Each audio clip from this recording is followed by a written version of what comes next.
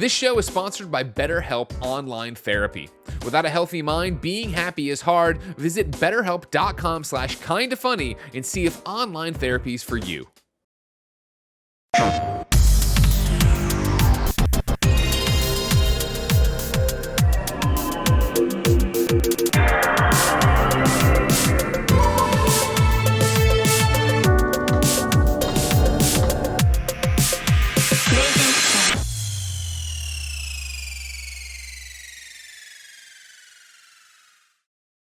Yo, what's up? Welcome to PS I Love You XOXO episode 83. I'm your host, Blessing Adeoye Jr. Joining me is the usual host of PS I Love You XOXO, Greg Miller. Hello, Blessing. Top of the morning to you. How are you? I'm doing good. How's it like being in the passenger seat for the show? I'm excited. It hasn't happened. I mean, well, maybe has it ever happened? Have you ever hosted and I've been in the co-seat? No, I don't think so. I think like something. Anytime you've been on, you've for sure been the host. Okay, well here we go. I'm excited. This is my third or fourth time actually hosting the show. It's that thing, baby bird got to get out of the nest. I'm gonna have my own baby bird in a second. Then I got too many baby birds. One of them's got to be a toddler bird, and you get to be the toddler bird. Greg, do you know you're about to be attacked by a being behind you right now? Yes. You got a menacing figure in the background. Before I even talk about that, I also want to introduce Janet Garcia, aka Game Honest. How's it going? Hey, what's up? We're making history today, then. How so? Because you're hosting and Greg is here. I thing we talked about 10 seconds ago. I thought the history was Greg being like about to be attacked on the show live. I thought that was history. That's happened 100 times. That too. You can have multiple. There's a lot of things happening in this virtual room today. If you are an audio listener, all right, you're driving your car, you're driving your tractor out there, you're piloting a plane right now, you're having a great time, you should listen to air traffic control instead of us, but no big deal. You're saying, what are they talking about? We just wrapped up the War for Wakanda launch party here that we partnered up with Crystal Dynamics to do. So I still have the entire thank you very much for the round of applause. It was a lot of fun. I have a full-on, it's not a bust, it's not a statue either. I have a Black Panther costume behind me on a mannequin. It's like I am. Put it on? Yeah. Huh. I just thought that was a statue. I thought it was a statue too. No, that wasn't a request to do it right now, Greg. Greg, no, Greg is gone. Now that Greg is gonna put it on. Is he allowed to put on the Black Panther outfit? I feel like there's something. I don't know if this works. Like I don't know how I feel about this. I don't like this. As somebody who is African now, he's rocking the helmet though. He is rocking it. It does look kind of it's just a nice helmet. Yeah, I popped out. This is where it only fit you if you meant to, There's no way you can put on a Black Panther helmet and it not look dope. He is gonna make that helmet. I need crazy glue. Oh no. I think he might have already broken it. Look at it. It's bound to happen. We're gonna owe them so much money. Oh, the backwards hat with it. It's actually Greg's first time putting on a costume, despite being the, alleged king of Halloween. Oh wow. I mean, people talk about how much Greg appreciates costumes, but he doesn't dress up that much. What's up, Greg? What'd you say? I'm battle damaged Black Panther. Hell yeah. Wakanda forever. Shayna, you gotta do it too. We're all in. Sure. We're all in. It's too late. He didn't do it. He's not doing it. Do we just stay here until he comes back? We'll just stay here until he comes back. He's back. We're done. I'm back. Don't worry about it. Everybody, let's be cool. Chat be cool. The little eye thing popped out. We just crazy out for 2 hours straight, taking off that mask. Well, it's the tension of it, it's the movement of it, and then it's and I gotta glue this eye back together. Just the rest of it is a suit though, right? Like you could go all the way and put the whole thing on if you wanted. Well, Blessing, as a man of my size, I don't think it would zip up in the back. You know what I mean? I feel like that's we where I would only see you run from this into way issue. though, so you'd be okay. Sure, but then it'd be all weird and like hanging in the front. You don't want that. If I'm gonna get in there, it's got to be like that Captain America suit I wore in review, right? Where they like really pour me into it, really zip me up. Had to wear a cup. And you're like nothing left to the imagination. Found out the hard way. How's the stream, by the way? That's the real reason why I'm hosting is because you're coming directly off of the Avengers stream, which means that I had to put the doc together and I'm hosting because we didn't want you to do like a billion things in one day. Exactly. Yeah. So yeah, we just did 3 hours of the War for Wakanda stuff where I talked to the cast, I talked to the developers, I talked to Sandra, my co-host, who of course is Ms. Marvel in the game. We had a great time. We played the game. We showed off a whole bunch of stuff. It's coming out tomorrow.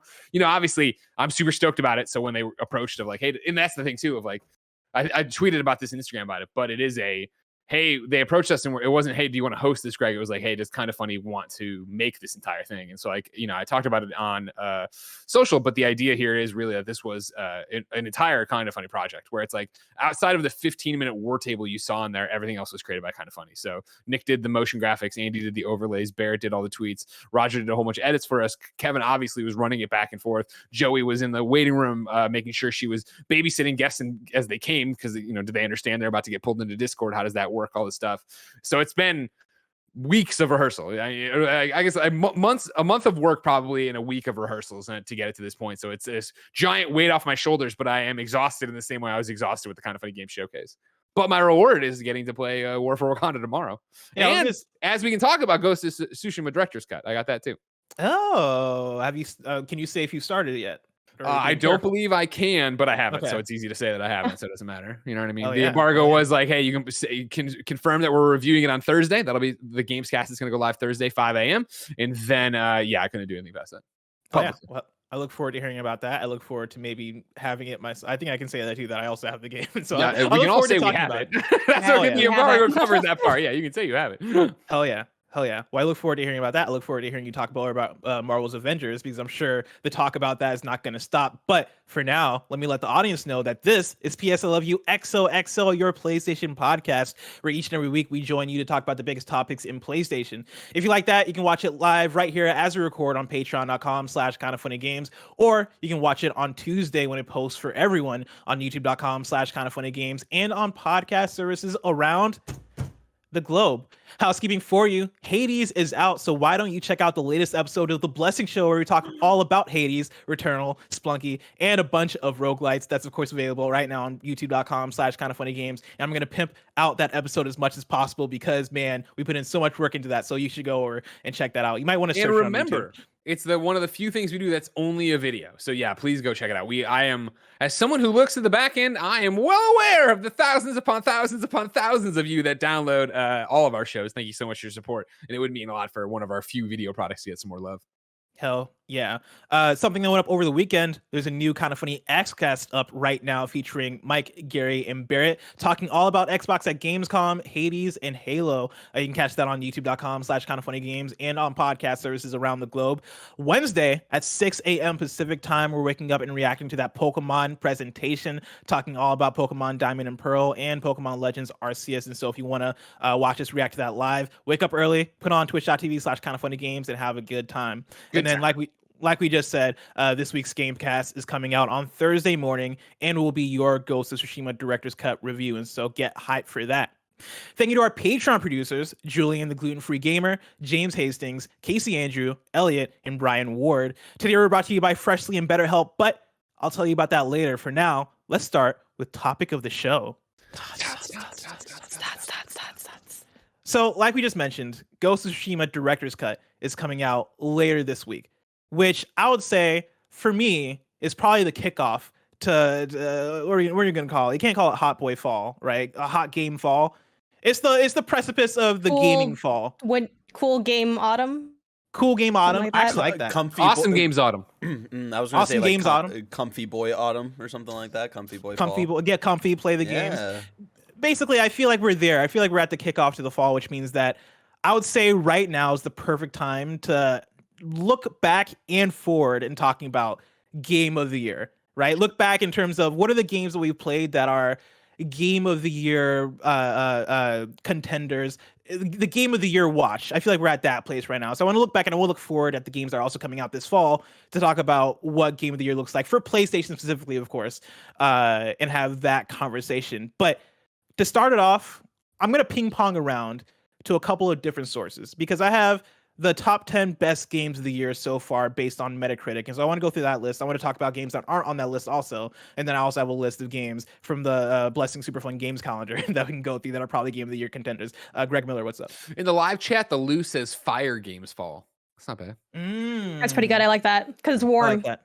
And there's a lot of like, it's like Thanksgiving time. There's like, you're cooking. Halloween, you like light up the cauldron. You know how it is. Oh, I know all about Halloween. Is that what you would say you do on Halloween? You light up the cauldron? You don't have a cauldron? Halloween? You don't have a cauldron? Wow. Yeah, I do. Who doesn't? Why don't you spend some more money, Greg Miller, on your cauldron? Yeah. All right, so you can celebrate Halloween like a man. Out of here cutting corners. You hate to see it. Exhausted. I'm gonna have a newborn. I'm not gonna be sleeping. I'm laying gonna be down the celebrating excuses, Halloween but you 10 hate to times see better it. than you. 10 I times better. I than heard you. all Greg Miller has is one of those plastic pumpkin baskets. That's all he has. The thing that everybody has on Halloween. He doesn't go all the way. He doesn't buy And just the like pumpkin. a bag of Smarties, like real weird candy choice. I don't know. Yeah. Just the worst. You know, growing up, my parents Disgusting. did give out markers. Are you serious? And not like a pack of markers. They would give you a couple markers. Were they at least?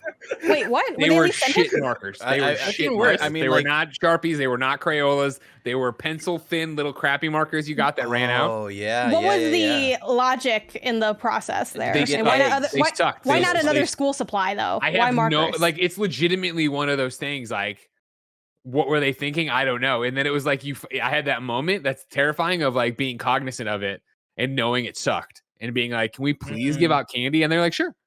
And I was like, "Why?" And like, you know, why? I think I might have. I feel like I might have done this. I'm so tired. Kind of funny historians in the chat can tell you. I feel like I might have brought this up on the one-on-one podcast with my mom years and years ago. But it was literally like just what we did. Like, you know what I mean? It wasn't like That's they were doing crazy. it because they had like clearly they weren't against like childhood obesity. Like, you know what I mean? They had Yeah, I because don't know that's what the they're immediate. thinking. Anytime you hear that story of like, oh yeah, my parents used to give out fruit for Halloween, or oh my parents used to give out like stickers or something. Usually the thought behind it is that like, oh yeah, they're health nuts. You know, they don't Yeah. want kids to get obese or whatever the thing is. You're telling me that they did Whatever. it because they did it because they just thought markers were a good gift. They want to be Or a different. good I don't treat. know. Yeah, I don't know what their plan was on that one.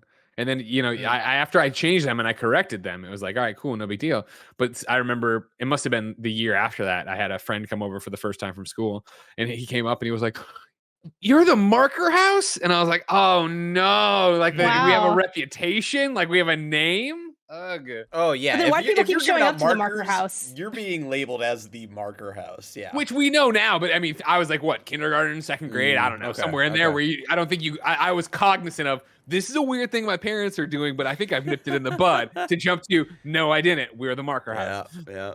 So Greg, for Halloween, since you're now a full-grown adult who's about to have a kid, what for you is the go-to for giving out candy? Like, what kind of candy do you plan on giving out? Well, I mean, that's the struggle, right? Is like, you know, after living in apartment buildings forever and ever and ever, I haven't even when we lived and had the spare bedroom, right? We were in a house in SF, but like I haven't gotten the privilege to give out candy in a neighborhood that actually takes candy in so long. But I feel like at this point, 38 years old, right? You got to go full size candy bars. Like, well, you know what I mean? Oh yeah. Full sized? Yeah, especially because, like, expensive. again, Janet, I'm sorry to break it to you. Like, I understand there's been a lot of scuttlebutt, there's been a lot of fake news. I am the king of Halloween. You know what I mean? Like, I am here to make sure people That's have. not what I read on Twitter, so I feel like, you know, Well, if you what should I remember believe? Spirit Halloween did declare me the king of Halloween. If you do remember, actually, so like you I don't probably are just reading bad sources. You know what I mean? We're not Really even bad October sources. yet. We're in August. There's a month between now and October, and we're already here. I love it. And here we are I talking love about it. Just We're doing the already big here thing. lying to ourselves.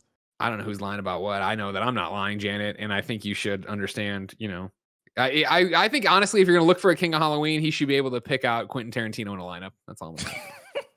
What a, I don't know what you're talking what a about. I don't weekend know it was. I don't know What what a you're week- talking about. Check out It's the not- Kind of Funny Next Gen podcast for the month of August over on Patreon. Yeah, if you want to know this joke, you have to pay for it. Let's leave that on Twitter where it belongs. Let's talk about our topic of the show, the PlayStation Game of the Year watch. Like I said earlier, I got the top 10 games, PlayStation games of the year so far based on Metacritic score. And I have a couple caveats here. I edited out the games that were next gen releases that already came out on PS4.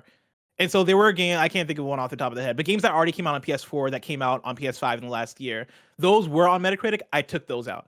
I did include games that maybe were PC games. So like the first game we're going to talk about is going to be Hades, because Hades is the highest rated PlayStation game this year on Metacritic. I did include those. Greg Miller, what's up? Yes, you said, you know, if it's already come out on PlayStation 5, if it's already come out on PlayStation 4, you wouldn't count on PlayStation 5. Mhm. Does the opposite work? Are you counting, is Godfall PS4 in the running? I mean, no, but that's mainly because Godfall is in the top 10 Metacritic. Okay, games just check. this I year. just want to see where the rules are and where it all lies. Thank you very Oh much. yeah, sir. yeah. But if there was a game like that, you know, maybe, possibly, Sure. possibly.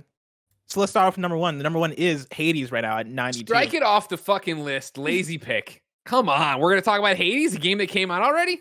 I mean, there's Cool. a big resurgence for it. Yeah, I think know that's there our is. A argument. bunch of Everyone's people playing who like that. didn't want to play it on Switch. I got the same issue with the next one. Actually, the beginning is, you know, it's kind of funny looking at this actually, because looking at this list and like the highest rated Metacritic experiences that you can have on PlayStation right now. I think the fact that a lot of them lean on the like older end is a little bit of a testament to like how this year has shook out, which maybe like it hasn't at least had universal praise. Like there's been a lot of games to love, but I think as far as landing on something that's fire, it takes a while before you get to something that's actually proper 2021. Yeah. So to talk about it, right? Let's talk about the top 3 then. So Hades is on Metacritic at a 92 and number 1. Number 2 is Final Fantasy VII Remake Intergrade at 89 on Metacritic, and then number 3 is Disco Elysium: The Final Cut at 89 on Metacritic. And Hades, of course, is a port. But 2 and 3, Final Fantasy and Disco Elysium, are director's cuts, final editions, definitive editions, whatever you want to call them. They're the same game with more content in there. Yeah. So neither of those speak to you guys in terms of game of the year. No, I mean, I think for me personally, I'm a big proponent of making game of the year like hardcore that calendar year. I don't even really like putting remakes on game of the year because I think a lot of the core game design elements are pulling from past design ideas, which I feel like doesn't speak to like what has development led to in this year. That's kind of an extreme stance, but that is my stance a little bit on it. I do think I could see something like, Intergrade or even like Final Cut or something being a notable category, like winning a notable category award for the year. Like, I think that's totally appropriate. I know depending on outlet or podcast, some people do like best DLC or best re-release or something for that reason to kind of speak to a category that has had a huge like surgence in the last few years. But I think those kind of land more on that element. Like Final Fantasy VII Remake, fantastic game, but like, are we just going to keep praising it over and over again if it keeps dropping DLC? And then at what point, sometimes it just shifts into like ongoing game or something, but I don't think that's the case with either Final Fantasy or Disco Elysium. Yeah, this is always a tough thing of what are, and this is obviously, us right now on PS I Love You, so we get to set the cadence and figure out what we want to do. But what is game of the year mean? What does that mean to whatever podcast, platform, award show you're on, right? What is the criteria for it? Because I do think that there's a bunch of different pieces to it. And so right now, as we talk about, the PlayStation Game of the Year watch, so is it new to PlayStation and that's what it is? And then, I do think that's the reason there is, the overall game of the year, which is like the heavyweight championship. And then there is like the platform games of the year, which are like the Intercontinental Championship, right? Where it's like, it's a little bit less than, you don't need to be as strict with the rules necessarily. And so if the rule is that, yeah, it's, we're making these up, obviously, that it is on PlayStation for the first time, then yeah, fuck yeah, Hades should be here or whatever. And I think it is more, obviously I'm fucking around on a podcast, but like my knee jerk reaction is more for, I don't think Hades should be in the running for game of the year necessarily. Cause I'm not wishy-washy, I wouldn't say, but like I think I fall more in line with what Janet's talking about. When I think of game of the year, for me, it's always, this is the best our industry could do this year. This is what the art form of video games did this year. And I do think that there's a fascinating conversation to have with something like an ongoing game, Fortnite. Is Fortnite in the running for game of the year every year? Like, I mean, depends on your love of Fortnite or whatever, but like that I could make a case for. I could see that Fortnite is drastically changing as it goes. But then, yeah, for the next, so Hades, we're talking just PlayStation. I can let that slide. Final Fantasy VII Remake Intergrade, I'm right there with Janet again, where it's like, it's a souped up version of Final Fantasy VII, which is an amazing game. We all loved. We gave it Kind of Funny game. We gave it Kind of Funny's game of the year, right? But then, yeah, it's like, well, what is new about this? It is the fact that, all right, cool, we're adding in this Yuffie DLC, right? Goofy, one of them, I forget. Yeah, Yuffie.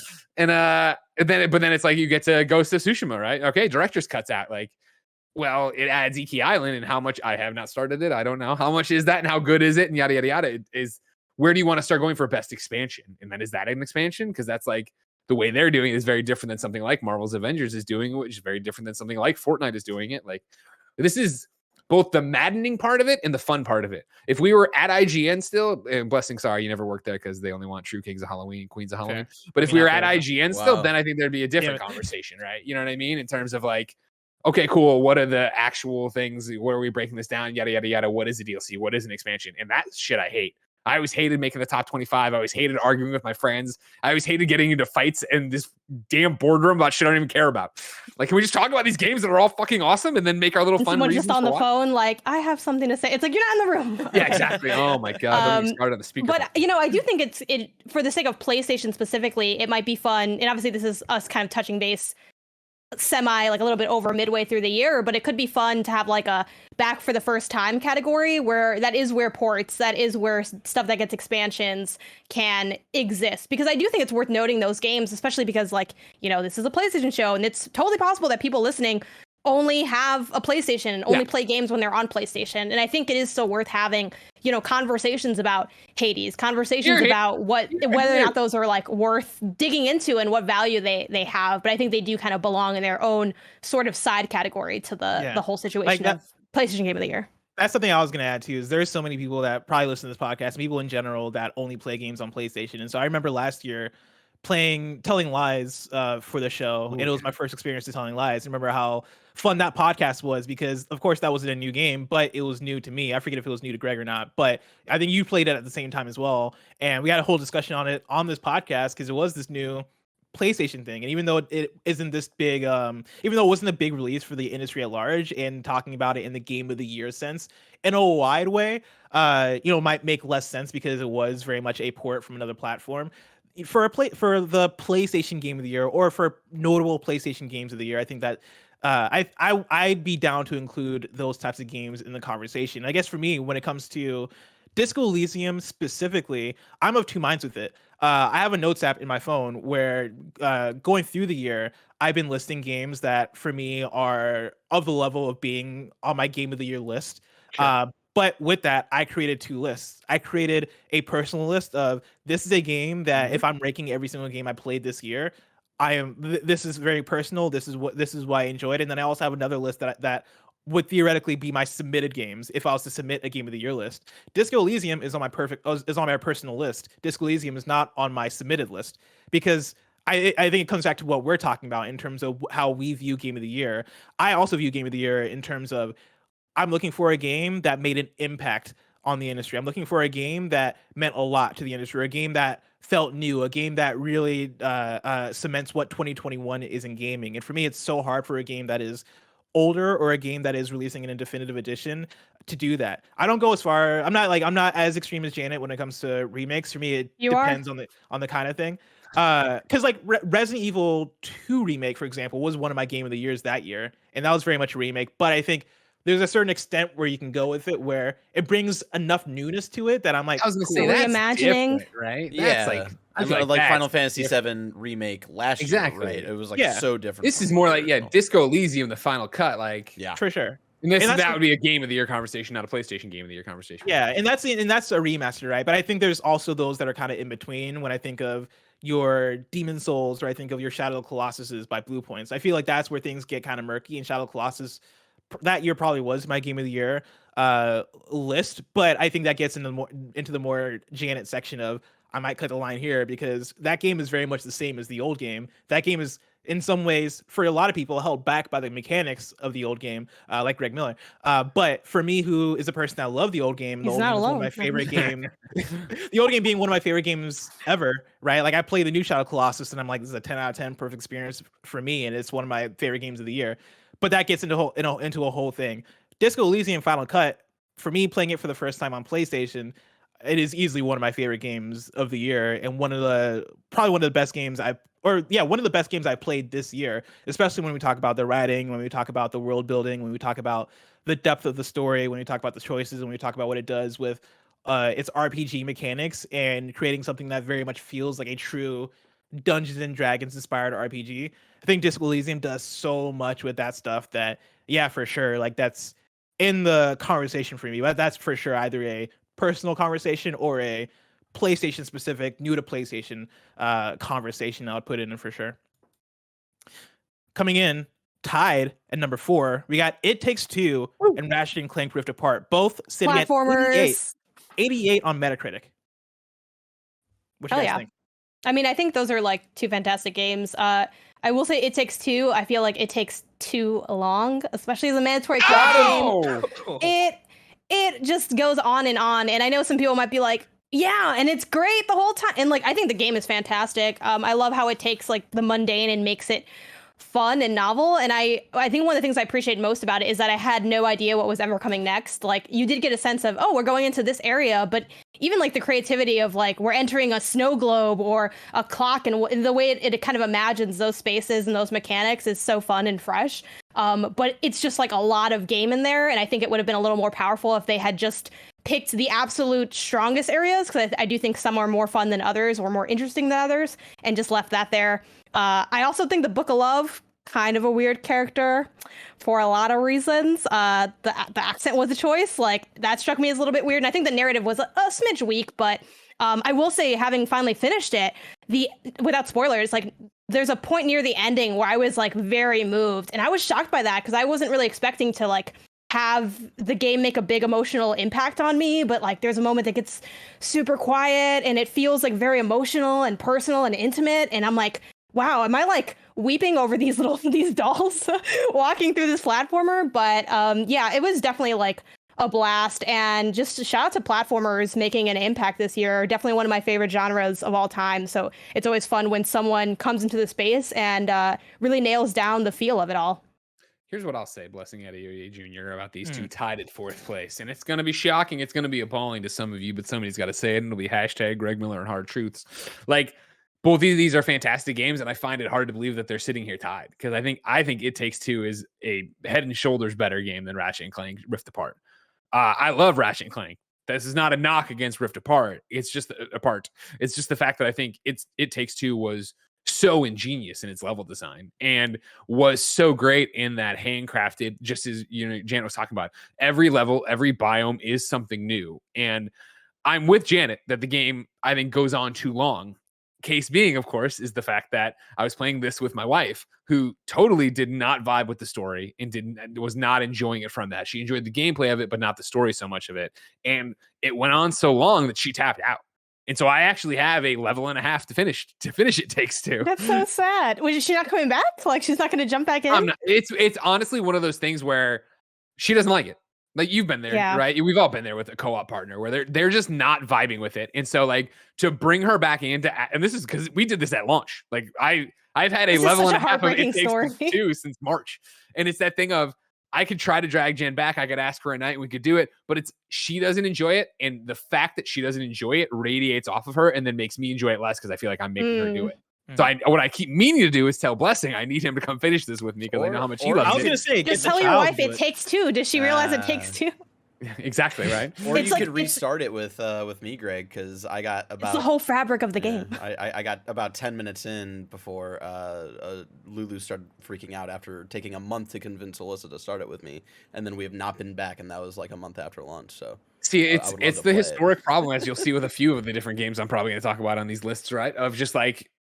that moment passed, and then it was on to the next thing, the next thing, the next thing. So even when I'm like, I need to hit up Blessing, I'm just never going to be able to play. Oh no, I'm not giving up. I'm coming back for it for sure, because I adore the game. I think the game's something brilliant. I think it's super special. I do think it sticks around a bit too long, because even when Poe was visiting, right, there was that one night where I was like, oh man, like we'd beaten whichever Dark Pictures anthology was.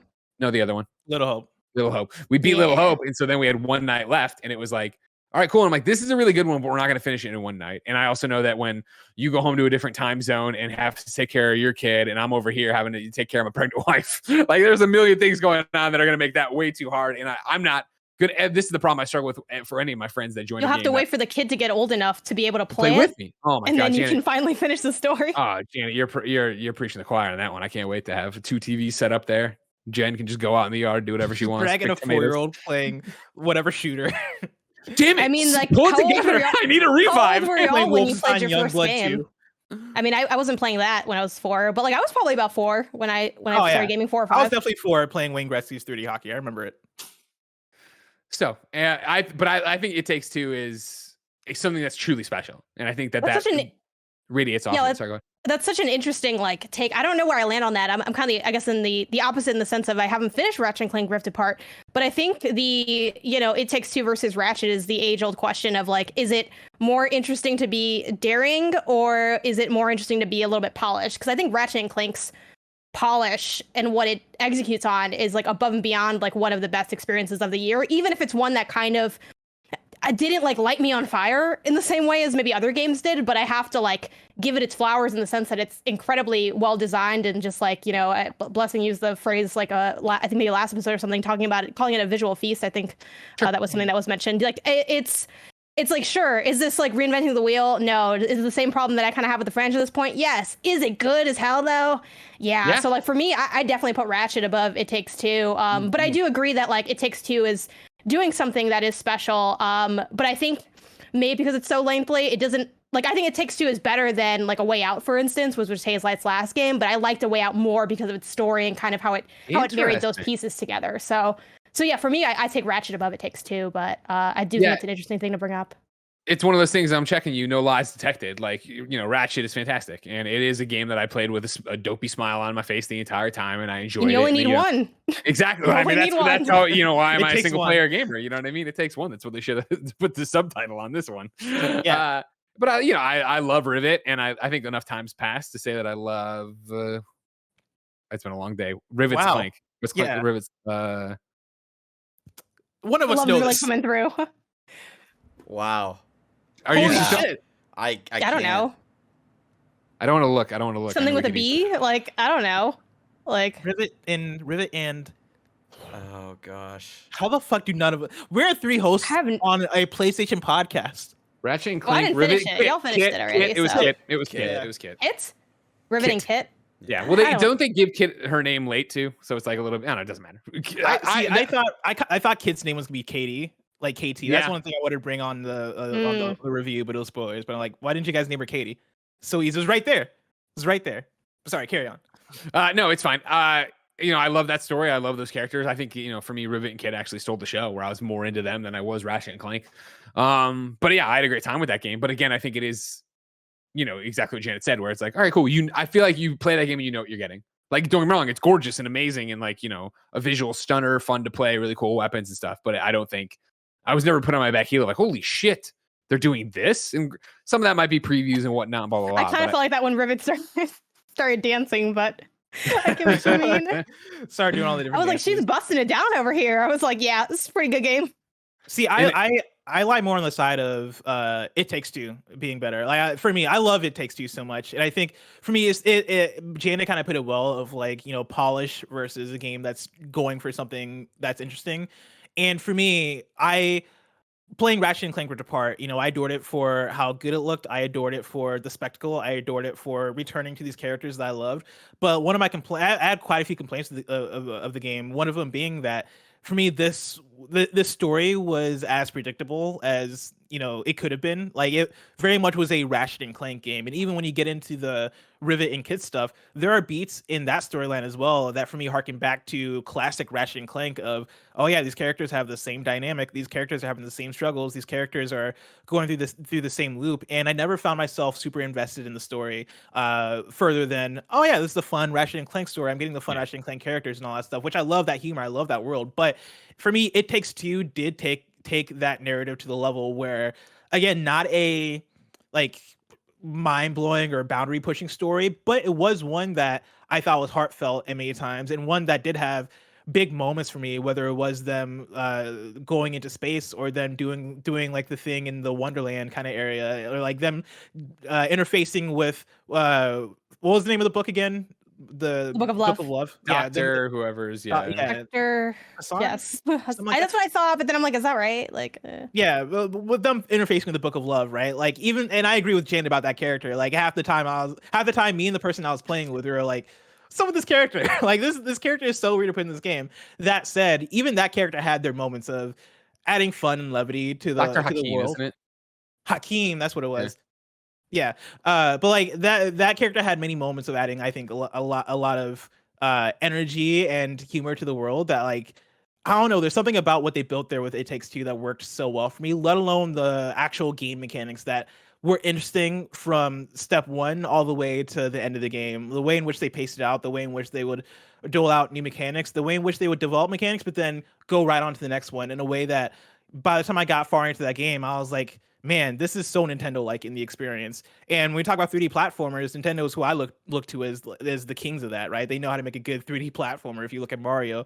And yeah, It Takes Two had so much of that energy to it that for me, it is in my top 2 games of the year right now, for sure. And so we'll have to see between those two. It's funny that those two are both 88s, because for me, I look at Metacritic, I look at that, and I'm like, interesting, because I would have assumed on Metacritic, Ratchet and Clank would have been the one above it, just based purely on the polish. Like I do think Ratchet has the looks and the polish over it. But I think it is that balance of one having the polish, one having the budget and all this stuff, and the other one having I want to say having the heart, but I also don't want to say that Ratchet doesn't have heart, because it also does have heart. But you know what I mean? Like It Takes Two having that I guess haze light heart to it that really I feel like It Takes Two has a message, right? And it's pushing towards that. And I'm not to say what do you got for me, Janet?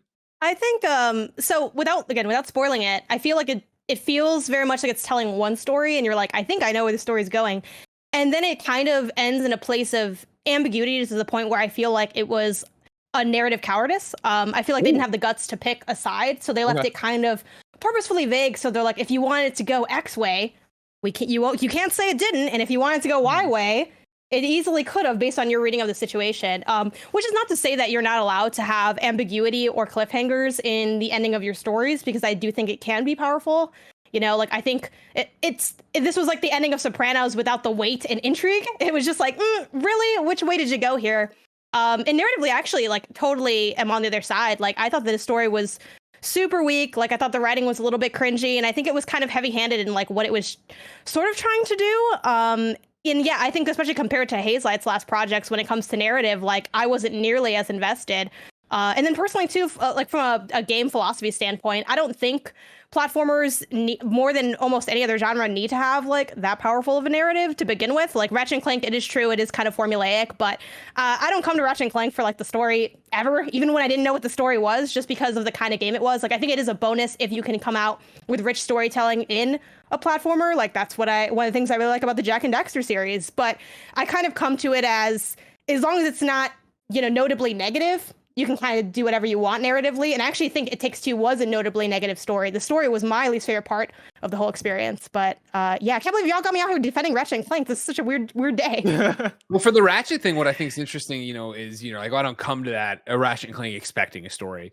For me, I did this time around because it's a 2021 Ratchet and Clank, right? It is PlayStation Studios. It is PlayStation really beating their chest and being like, hey, this is the kind of game we make. We make these full-bodied story exclusives you're not going to get anywhere else. And I honestly feel like I get that with Ratchet and Kit, or I'm sorry, with Rivet and Kit. Like, I feel like the fact that they are such unexplored territory, right? And going through spoilers, we already have, but if you care, that, how Rivet even loses her arm, her whole thing of being on her own, then to see Kit, go from this, mindless robot to trying to find their place to then also not wanting to be around people because they don't trust themselves. Like, I dug that. Whereas Ratchet's whole thing of just like, oh man, I don't know if I want to find some Lombaxes. You know what I mean? And I was like, all right, like, it seems like, and I remember when I was like, I don't know, in previews, I was like, I'm interested to see why this isn't. And it was Kebabs, who's like, they talked about it last game. It's this reason. I'm like, why the fuck is it a question again in this game then if they talked about it in the last game in terms of what's going on with the Lombaxes in the other dimension and all this other stuff? I'm like, oh, then I'm not super seeing what this is. And then to get to the end and not have them go through the portal. I thought that's where we were going to get. I thought we would get to the end and it would be like, cool, now the payoff is Lombax reunion. You're going to walk through and it's going to be, we're going to see, and like, they didn't do that. I was like, oh. All right.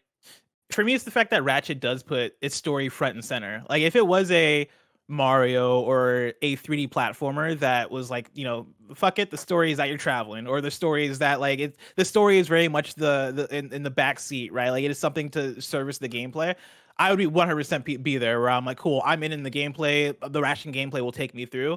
But for me, Ratchet, especially it being as linear as it is and as very much a roller coaster ride where it is cool. You are from the get-go, you are doing these things with Dr. Nefarious. You're going through the portals. You're getting into the story. You are introduced to Nefarious City. You're doing all these things. It feels like they did try and frame it in a way where you should care about the story. And, to their credit, I think the story was good to great, but just wasn't amazing for me. And again, like that is what it is. Whereas I look at It Takes Two, and at the very least, right, like if I was to say It Takes Two story, I would also say is good to great, but I'd also say that it was way more entertaining than Ratchet's story. It had me way more interested. It had me way more trying to anticipate what the twists and what the turns were. And I was invested in points. I was invested in the couple storyline, and I wanted to see where they were going to go, especially when you get into that second half of the game and you were having these moments with Dr. Hakim. I was invested way more than I was in Ratchet and Clank's story. And like and that being the story and separated out from the gameplay aspects, even the gameplay aspects, I would say the same thing. Like it takes two changed it up so much, and Ratchet and Clank kind of sticks to the same gameplay structure that the games have had. And the Ratchet and Clank structure works. The shooting is fun and all this stuff. But even when I looked at the weapons, I was like, cool. I know what this weapon is. Like this is a blaster. Like this is the topiary sprinkler is the same as the dancing weapon in the previous game. Like all these weapons kind of serve the Groovitron. Thank you. All these weapons serve somewhat of the same purpose in a way that playing Ratchet and Clank Rift Apart, I felt like I was playing a really good next Ratchet game, as opposed to It Takes Two, feeling like I was playing something new and interesting, and I was discovering shit that I hadn't really experienced before in a platformer like this. I like the discussion though. I can't wait to see how this pans out during the Game of the Year time. Here's what I want to do too, and I guess I won't even be here necessarily. I don't even go to school here anymore. Depending on when we do Game of the Year, though, like I think we should do a real full blown thing with like different awards. So clearly, yeah, there's PlayStation Game of the Year, but then we should go through and we should pick like 4 more or whatever. I don't know. Yeah, we did. I mean, we did that last year, right? Nobody listened to the show before Janet got here, so I can't help that. That's a good point. Keep thinking about the categories. We'll for sure write those down and do them. This podcast is brought to you by Freshly. Dinner time can be chaotic, but with Freshly, it's easy. Their chefs take care of your meals a few nights a week and take the pressure off of you. You might have heard me talk about it in the past few months because guess what? I bought it for my dad. I signed my dad up for his birthday. Maybe it was Father's Day. I don't recall, but I never stopped. And he gets a Freshly box every week with all the dinners he could possibly need in it. Ordering is easy. Visit Freshly.com and choose from over 30 delicious, satisfying, better-for-you meals like steak peppercorn, sausage baked penne, or their chicken pesto bowl. Freshly can fit your lifestyle with a variety of plans and meals to pick from that work for your dietary needs, preferences, tastes, and family size. The best thing about my dad is he loves it all. Right now, Freshly is offering our listeners $40 off your first 2 orders when you go to freshly.com/kinda. Stop stressing about dinner. Go to freshly.com/kinda for $40 off your first 2 orders. That's freshly.com/kinda for $40 off your first 2 orders. Be like Greg's dad. Our next sponsor is ExpressVPN. Using the internet without ExpressVPN is like walking your dog in public without securing them on a leash. That sounds dangerous. Most of the time, you'll probably be fine, but what if one day your dog wanders a bit too far and gets dog-napped by someone? Maybe me.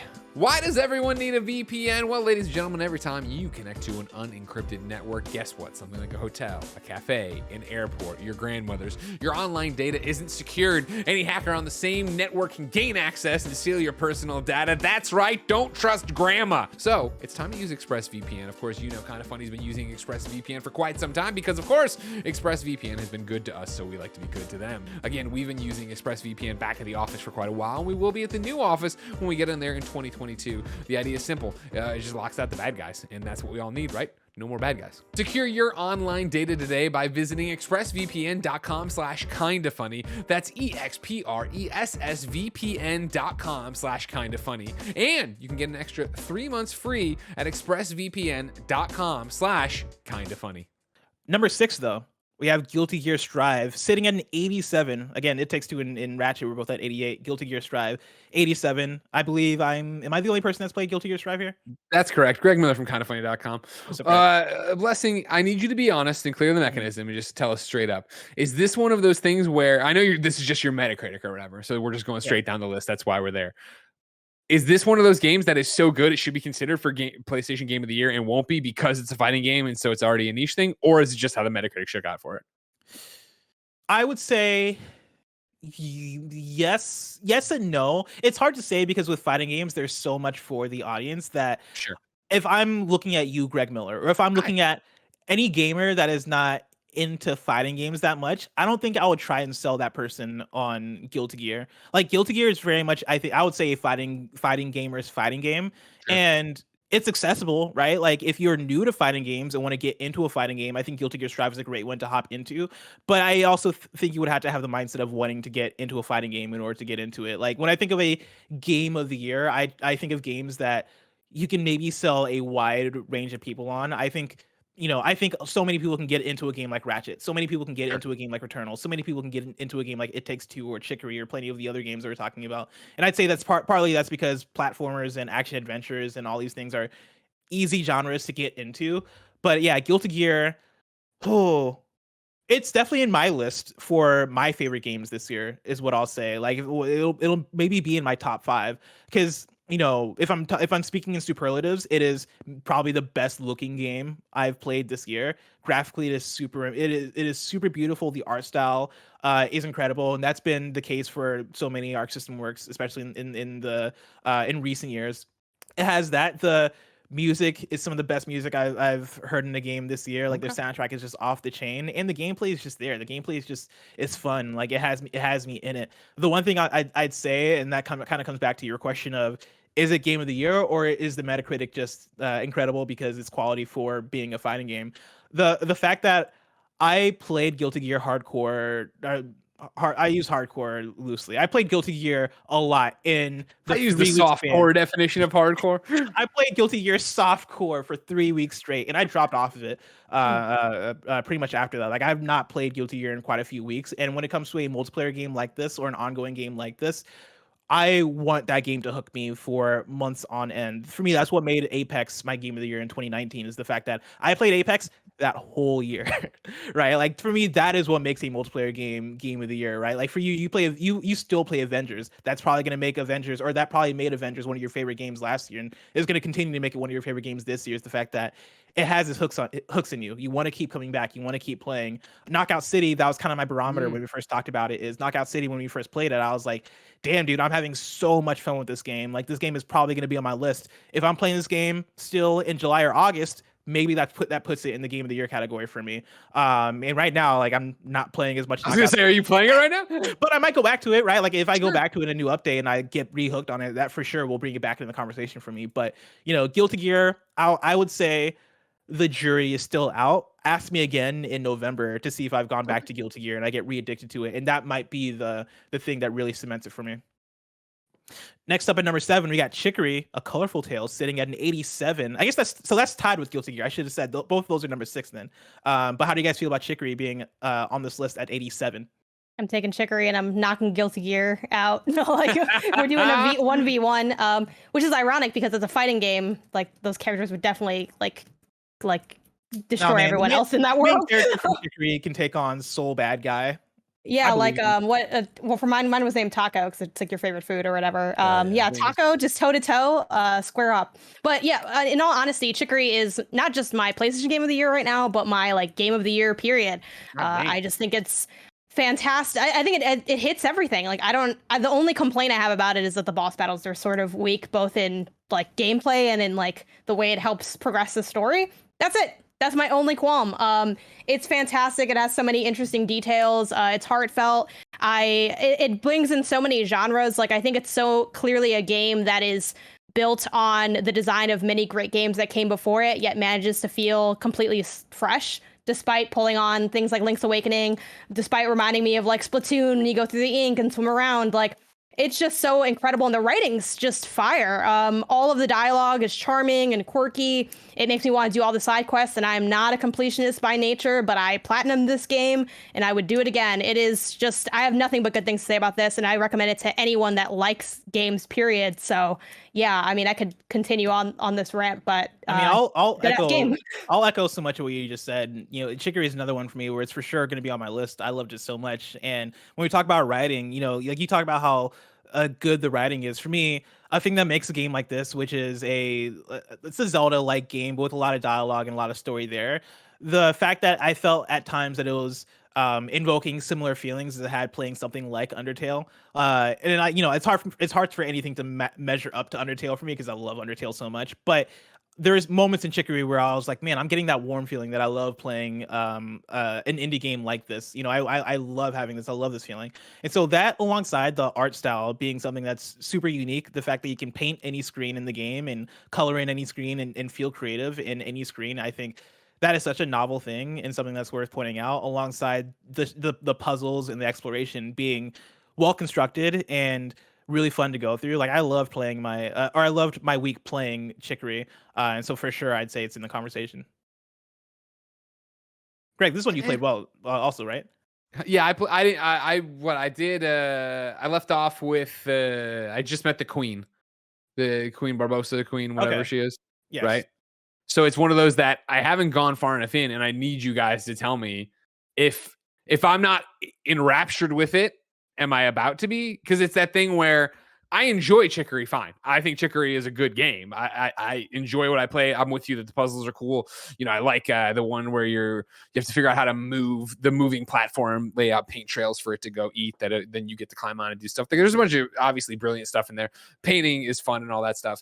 But it did not hit with me the way it hit with you guys, where you guys were like, oh man, like it's, you know, Janet Platinum did, you played it for a week, bless, like it's so high on your lists. It didn't hook me that way. Like I think it's a quality game and everything else. It's just not speaking me into a way clearly that I ever had to get back to it, because I'm looking at my trophies I left off in July and I haven't felt the need to get back to it.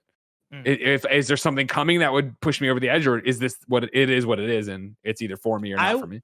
I would say by that point where it sounds like you're at, I would say it is what it is. Like I think by that point, it's time to hang it up.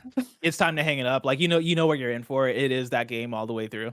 Yeah. And again, I think it's beautiful and I think it's funny and I think it's a whole bunch of different things, but it's not one for me where I'm like, oh my God, I got to see this through. I got to see how it ends. Yeah, no, I'd say it's over. I'd say it was probably over before then.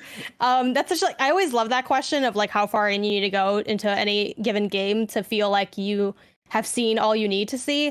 I would argue you probably even went further than you needed to, I think, at that point, because I feel like for me, probably even like 2 to 4 hours in, it was had its hooks in me pretty early on, and I say that being like not that far progression wise, because I took my time. Like I'm painting every little flower, like I'm getting new brushes and stamps, and like I'm like, oh look, I found a glittery dress in a cave, and now I'm putting that, you know, it was hitting for me on all these levels because it just brought in so many genres I like and so many things in games that I like that I'm like, holy cow, this was like tailor-made for me, and yet I've never seen anything quite like it before, which is why it moves me so much.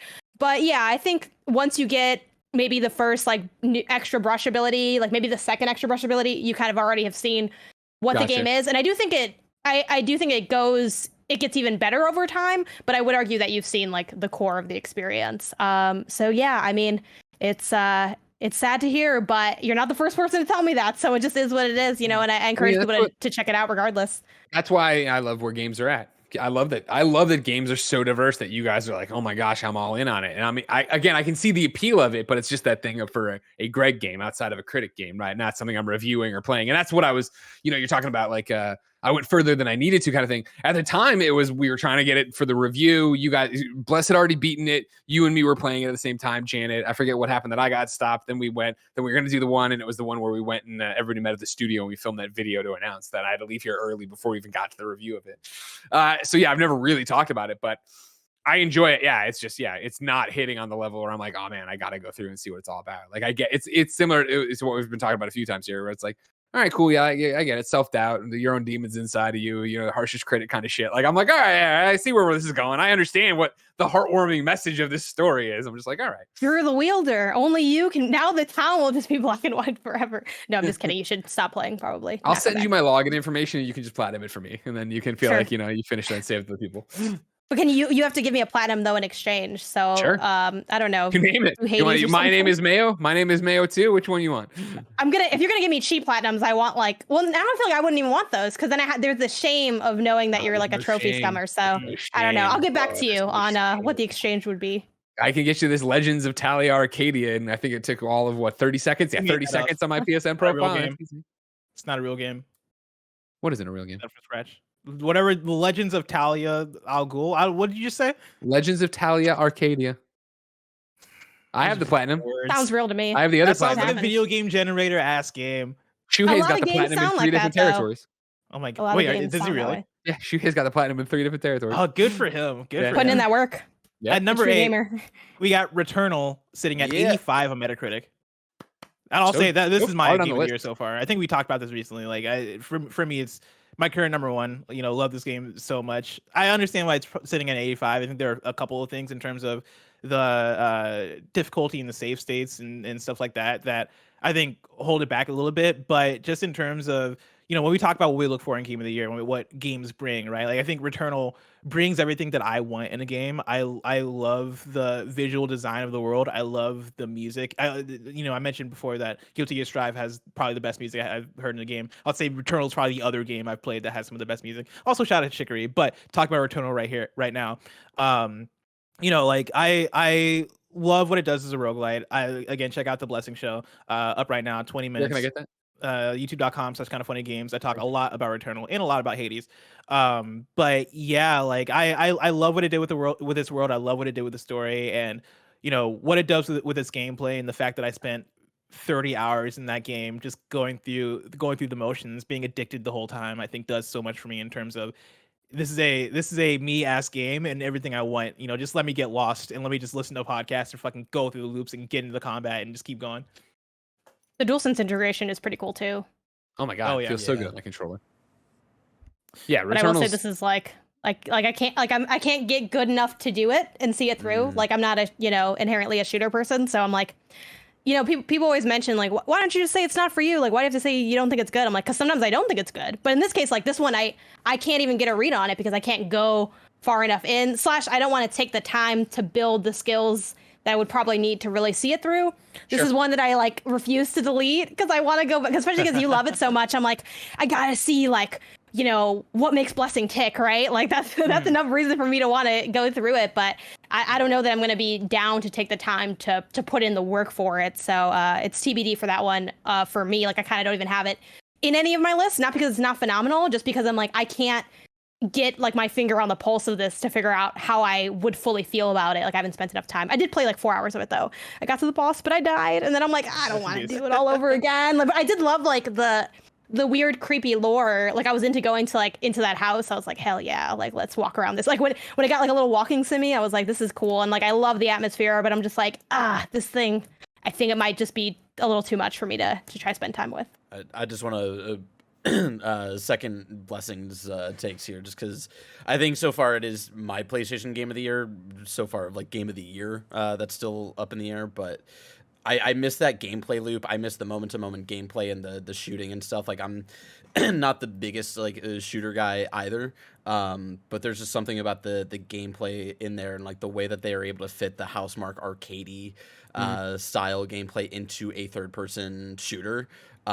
Just has me addicted, and it's one of those things like every week I think like maybe I should just re-download Returnal and just like play through those bosses. And there was like a couple times even after I got like the true ending and stuff like that, where I still did a few runs just because I liked going through and even going back to the first boss with like a different weapon and stuff like that. Like it's such a damn good game. And yeah, I would personally have it as my PlayStation game of the year so far. One thing I think about a lot too when it comes to Returnal is the feedback that you get playing that game, because it does come in waves. You know, it is the visual feedback of it being a Housemarque game and having all these colors and all these particles on screen, and then having these alien tentacle creatures that are flying through the air, or the creatures that are crawling through the floor and all this stuff. The game does a good job at, I mean, it's another one that's a visual feast, right? Like there's so much going on screen that is interesting and pulls your attention, but audio wise as well, the sounds that you hear the creatures make, the music, the sci-fi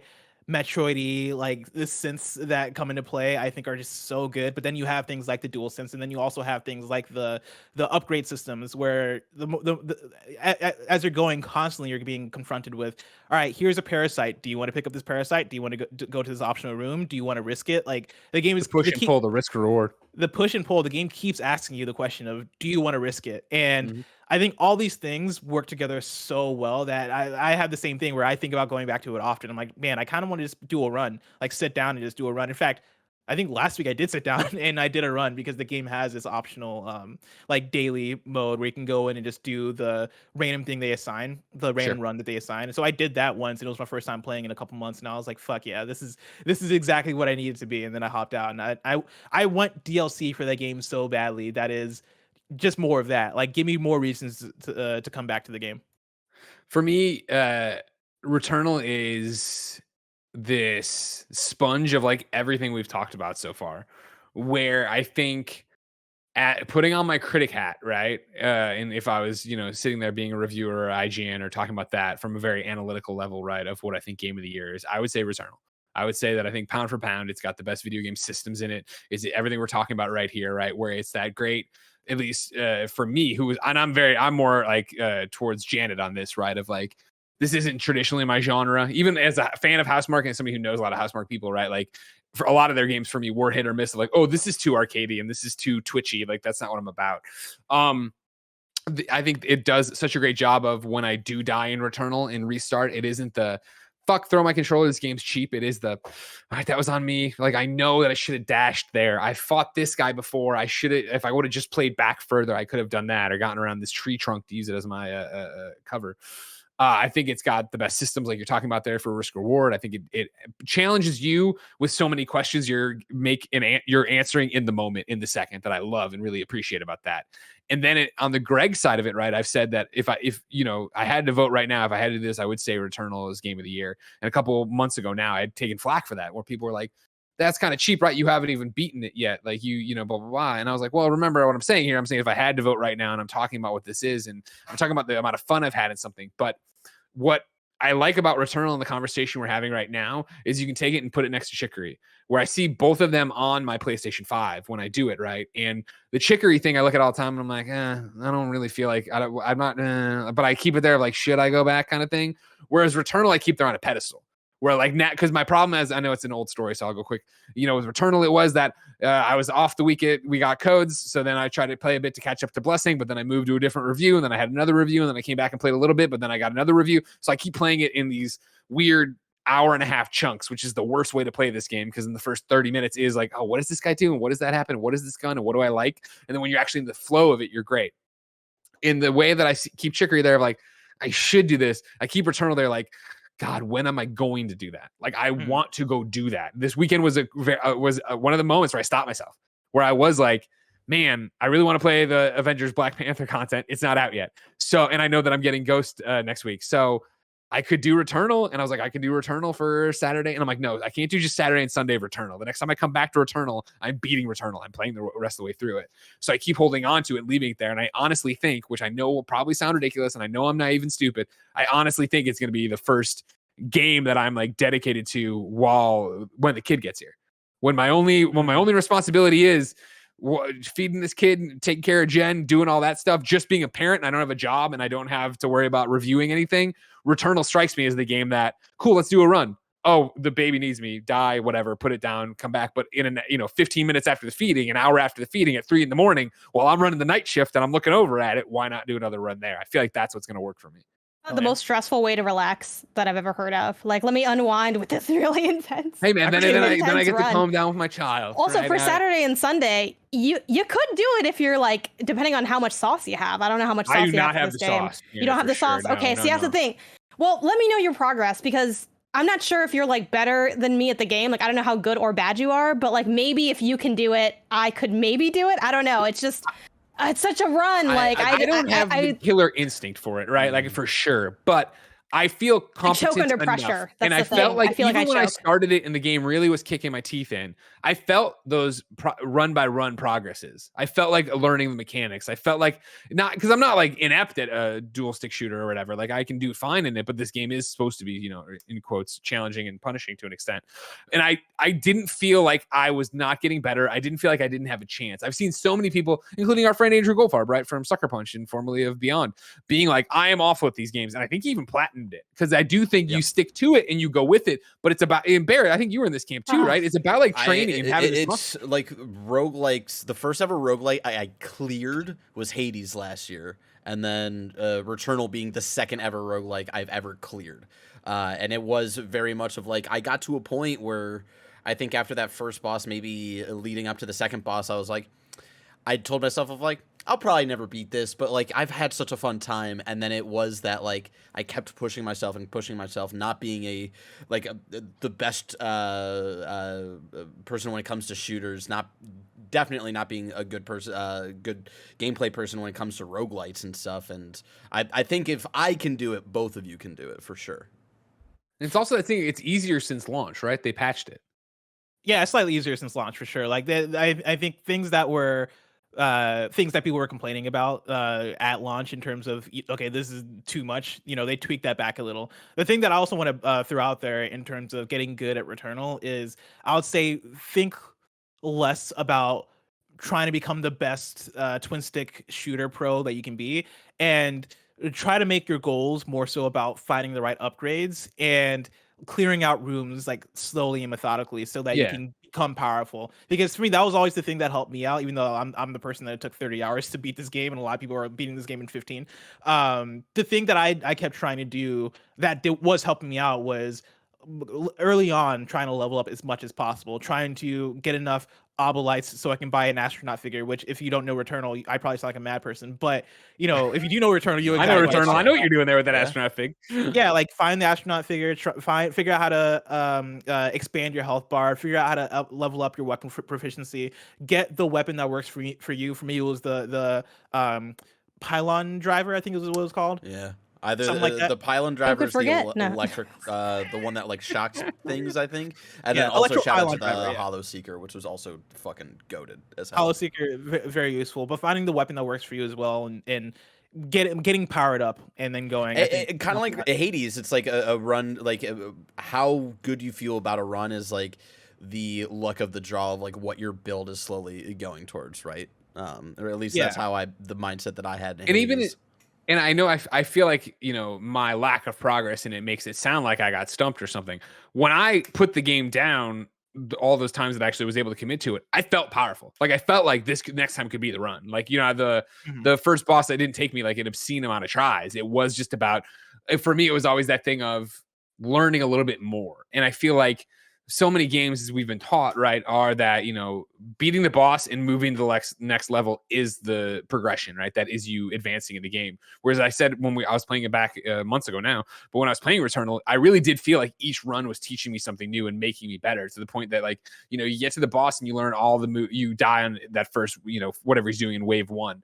Then you beat wave 1 and now you learn wave 2 and you die in wave 2. Now you get to wave 3, you learn wave 3, and it's not always 1 for 1. Sometimes you're going fast, you're beating him, blah, blah, blah. But it is that thing of, man, I'm accomplishing this, and even though I'm not accomplishing something, I feel like I'm accomplishing something, which is something I usually don't get out of the games that are like cool. Like Spelunky never clicked for me. Spelunky, I tried and tried and tried, and I was just like, I just feel like I'm bad at this, and I just feel like I'm not enjoying this gameplay. Whereas Returnal, I'm like, yeah, there's times I feel like garbage at it, but then there's other times I feel like a god, and I still don't beat the boss, but I'm like, man, I had such a good run. So our final two for this Metacritic top 10 games of the year, we have both sitting at, I'll say, number 9, Hitman 3 at 84, and then Resident Evil Village at 84. Are these ones that speak to either of you?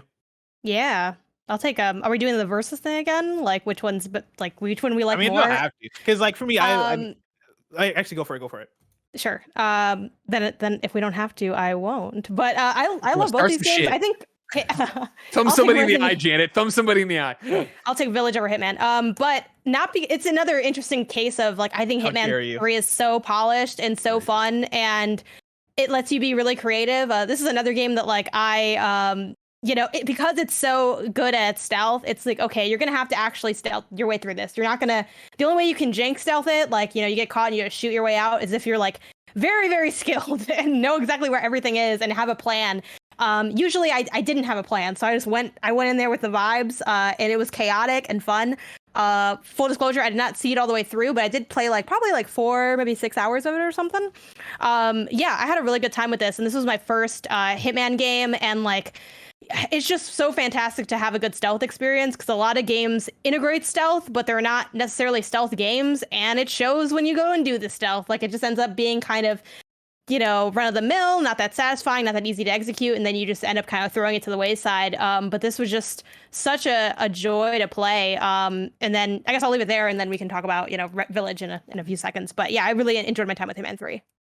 Yeah, I mean, I love Hitman 3 so much. Like it for sure is on my top 10 list somewhere. It's probably not on the Same. higher end in terms of comparing it to Returnal and my favorite games of the year, but it is definitely a like it lived up for me in terms of being the follow up to the modern Hitman franchise. Like I think all the things that make the franchise great are there. It very much falls in line with it kind of being more iterative in the way that IO very much wanted Hitman to be a seasonal. This is a platform. We are dropping in new content, and this kind of lives up to that, not in a bad way whatsoever, because I think that is their vision. But yeah, when you boot it up and it's the same menu and it's the same mechanics and all that stuff with tweaks here and there that do bring it forward, and a lot of the PS5 features there and new items like the camera and all these other things. I think they do enough to it that make it fun to play as a Hitman 3. And then also, I got to talk about the mansion level, the murder mystery that is trying to be Knives Out. Yeah.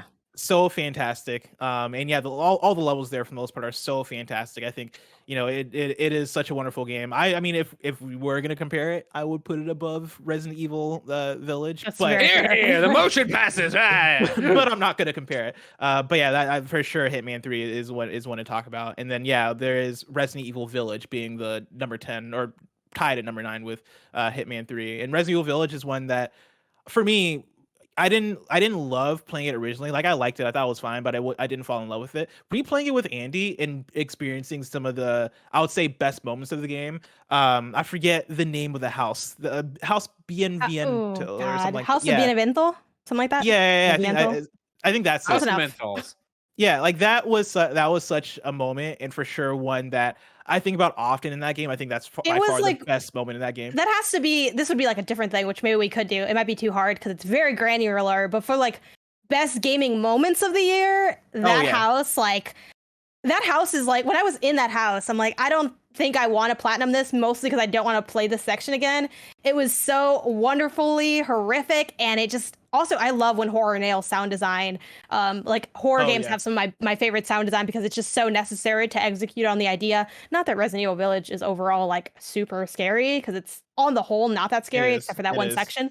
People tell you it's not. What?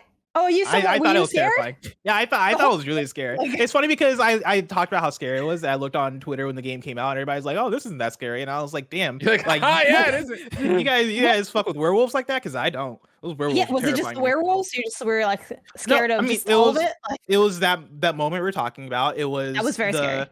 The chill werewolves I didn't have much problem with, but the big werewolves I did. The Boofy boys, yeah, like the big old werewolves were terrifying. Nothing strikes my fancy more than a chill werewolf. Yeah, like the werewolves that were just chilling around town doing their own thing. They were cool. I was all right. You guys are cool. But the big werewolves that would like circle the town and hunt you down, it's like nah, cause like I'm not messing with that. That's not cool.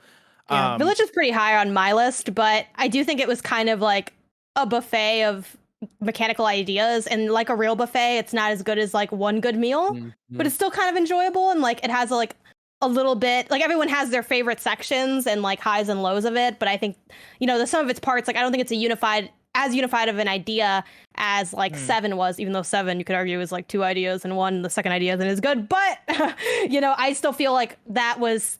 It's interesting because looking at the reviews of this game when like it came out, everyone was talking about 7 in their reviews, which is interesting because like a lot of times for written reviews, folks try not to compare really any other games, just to kind of like have the game in isolation. But you had to you couldn't talk about 8 without mentioning just how like good 7 was and how this didn't quite live up to that, despite being a pretty enjoyable experience with some like really fun details and layers. And like I just love walking around the village and like unlocking new secrets, and like I really enjoyed that element of the gameplay loop, and having that sort of as your home base was super fun. So Hitman 3, not my jam, but I played it, enjoyed it. I understand why people love it. Totally understand why it'll be on a lot of top 10 lists. I don't think it'll be interesting. I shouldn't say that. I don't know. It's such a weird year. Am I wrong about that when you look at this list? I feel like you look at this list and it's this year's rad as fuck. I'm gonna be honest. No. Don't, please. I'm sorry. Don't interpret a weird year as me saying it's a bad year. I mean, it's a weird year in the way it's one of those years where you look at this list and I don't think you see it's Red Dead. Oh, it's God of War. Oh, clearly this is game of the year. And this is what to me, I feel like that is the sign of a weaker year. And I don't think a weaker year means it's a bad year, or that there's no good games to play, or that there's which one's a weak year? The one we're in right now, or the one where there's like runaway game of the year? I would say a weak year is the the one we're in right now. I think when there aren't, 3 conversation bits and it's kind of like everyone's bringing something different to the table, usually that's not because there's 8 games that are the level of God of War and we just all can't decide. It's because there isn't quite a universal standout, because there's not something that transcends at that level where, you talk about how it's great that there's games for everyone because we all have different tastes and opinions. But I think that's what's so special about when there's like a fire year and a really fire game where like no matter what your background is, we can all agree that like God of War is really up there, or like, Breath of the Wild is really up there, or whatever. Like we all have those ones where it's like, I have to acknowledge that this thing is incredible and up there. When there's not that universal thing, I think it is a sign of a little bit of a weaker year, which I don't think is a bad thing. You can't be fire all the time. It's impossible. And I think that also leads then to you having these things where it's like you guys are so fire about Chicory, right? And it's like awesome. I'm glad that a game like Chicory is getting love, praise, and some spotlight shown on it. And Bus, before I kick it to you, I just want to say that for that, because this all started for me being like, I don't think Hitman 3 is in anybody's game of the year running, but I bet it is because it's a weird year, which is weak, but whatever. It's a weird year, right? But like Resident Evil Village, get the fuck off this list, all right? You are not that good of a game. I can't wait. Okay. I stand by my fucking review. You were a letdown. Resident Evil 7 was so much better. The Werewolves of Dracula didn't do it for me. And everybody, guess what? The Medium is coming in September to PlayStation. It is 20 times the game Resident Evil Village is. 20 times. You like the Medium that much? Yes, hands down. I ain't afraid to say it. The Medium, which is a flawed ass survival horror game, 20 times the game Resident Evil Village. It's at least interesting. It at least does something interesting. Medium didn't even asked to be involved. Greg dragged the Medium into this. Yeah, nobody was comparing these two games. That's my thing is I think people are all like, oh man, Resident Evil Village was so great. There's a few times in my career where I wake up at embargo and I go, and I look at the scores and I go, what the fuck? Am I wrong? Did I wake up in Bizarro universe? Nobody sees the problems? Like the fact that Medium, people are like, you'll see. You'll all fucking see. I can't wait. I beat the Medium. This is the community right here. Medium spoiler cast when, because I have to have had a reason to beat this game other than my own twisted narrative compulsions, which I'm sure you can relate to, Greg, where it's like, I just got to see it through.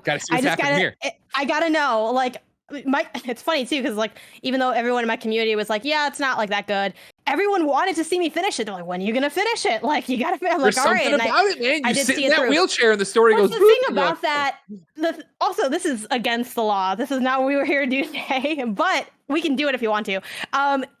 There's something about it, but that something's not good. And I think there's a difference between our favorite games of the year, like the things that like we just love. Because love doesn't need to be rational, right? That's the point. Like people always like ask, like, what's your favorite game of all time? And sometimes people are like, Jack Force, I'm not sure.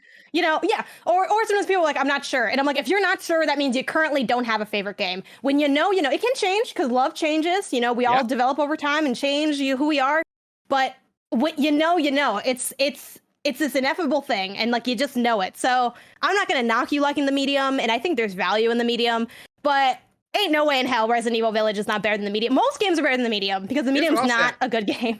I mean, Medium, I would say, is a good 7, maybe plus, maybe minus. You know what I mean? Wherever you want to go, where you are. Yes, I think you can. I'd give it like a 6 or a 5, but I can see why someone would give it a 7. And that's how little I think of Resident Evil Village. But only barely. Get out of here, that's a more interesting conversation. That's a more interesting conversation. I think if you are like, I acknowledge that the Medium isn't really good, and guess what?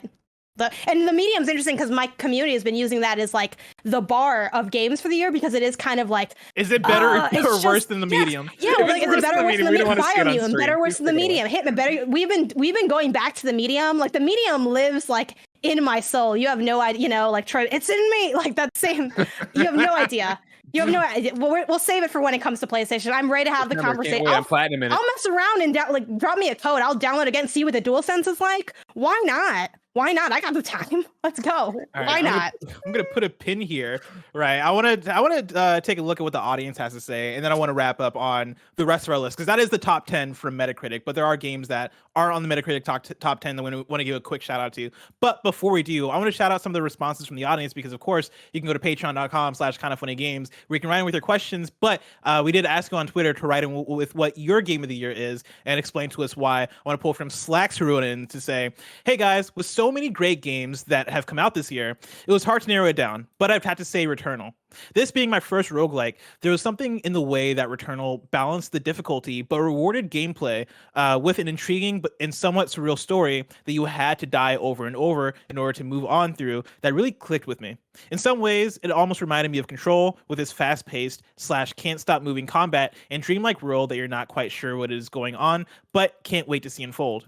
Having gotten the platinum, I still can't fully wrap my mind around what happened in Returnal, but holy crap, what a ride. I can't wait to see what Housemarque brings to the table next time. Lucid Dream writes in to say, Guilty Gear Strive, and it's not even close.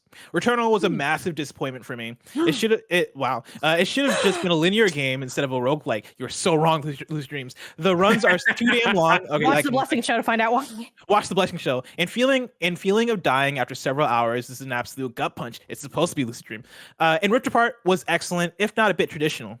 Strive really raised the bar for fighting games by launching with an excellent netcode, a well-balanced roster, accessible mechanics, and gorgeous graphics. The game only stands to improve as the year goes on, with additional characters being added to the mix. I'm going to pull from Keegan Hill, who writes in to say, Hey Greg, Bless, and Janet. My PlayStation game of the year so far is Ratchet and Clank Rift Apart. I played Ratchet and Clank 2016 earlier this year for the first time also, and thought that game was okay. I have played about 10 hours of Returnal and still haven't beaten the first boss. I'd say I'm okay at games. I'd never say I'm amazing. However, the fact that I can't make it past the first boss after 10 hours of this game made me fall off, and like Greg, I don't feel like going back to it until I have the time. I wasn't overall that excited for Rift Apart, even after watching the state of play. I didn't think this was a must-buy for me. However, after watching the Gamescast review and how much you guys were ranting and raving about this game, saying how much better it is than Ratchet & Clank 2016, I thought I'd give it a try, especially since it was an easy platinum. I absolutely loved my time with this game. Every planet was a blast, each planet having a different sort of mechanic, like the crystals that changed the dimensions of the planet to the larger open world areas. The characters in the story were so much more engaging with a plot that was actually interesting. There's nothing about this game I didn't like. This is such a beautiful looking game and utilized the PS5's haptic feedback and adaptive triggers superbly.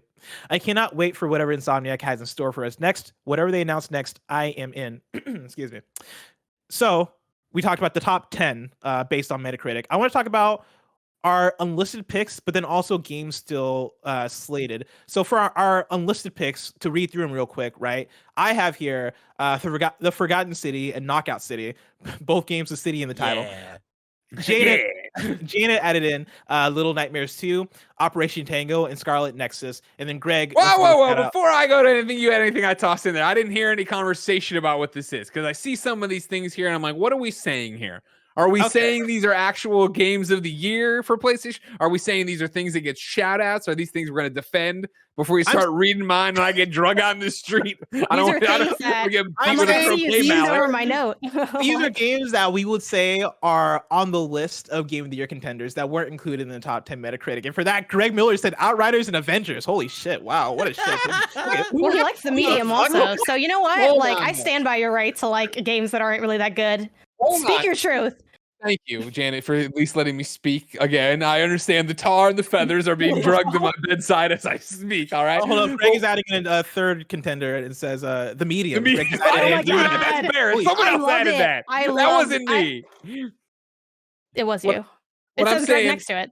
What I'm saying is I put Yes. these on here for very specific reasons. I would not at any point in time when we're talking about the PlayStation Game of the Year be bringing Avengers or Outriders to the table and being like, hey, like throwing it out there for real. I put Outriders on here because I think it's an interesting conversation in a weird year.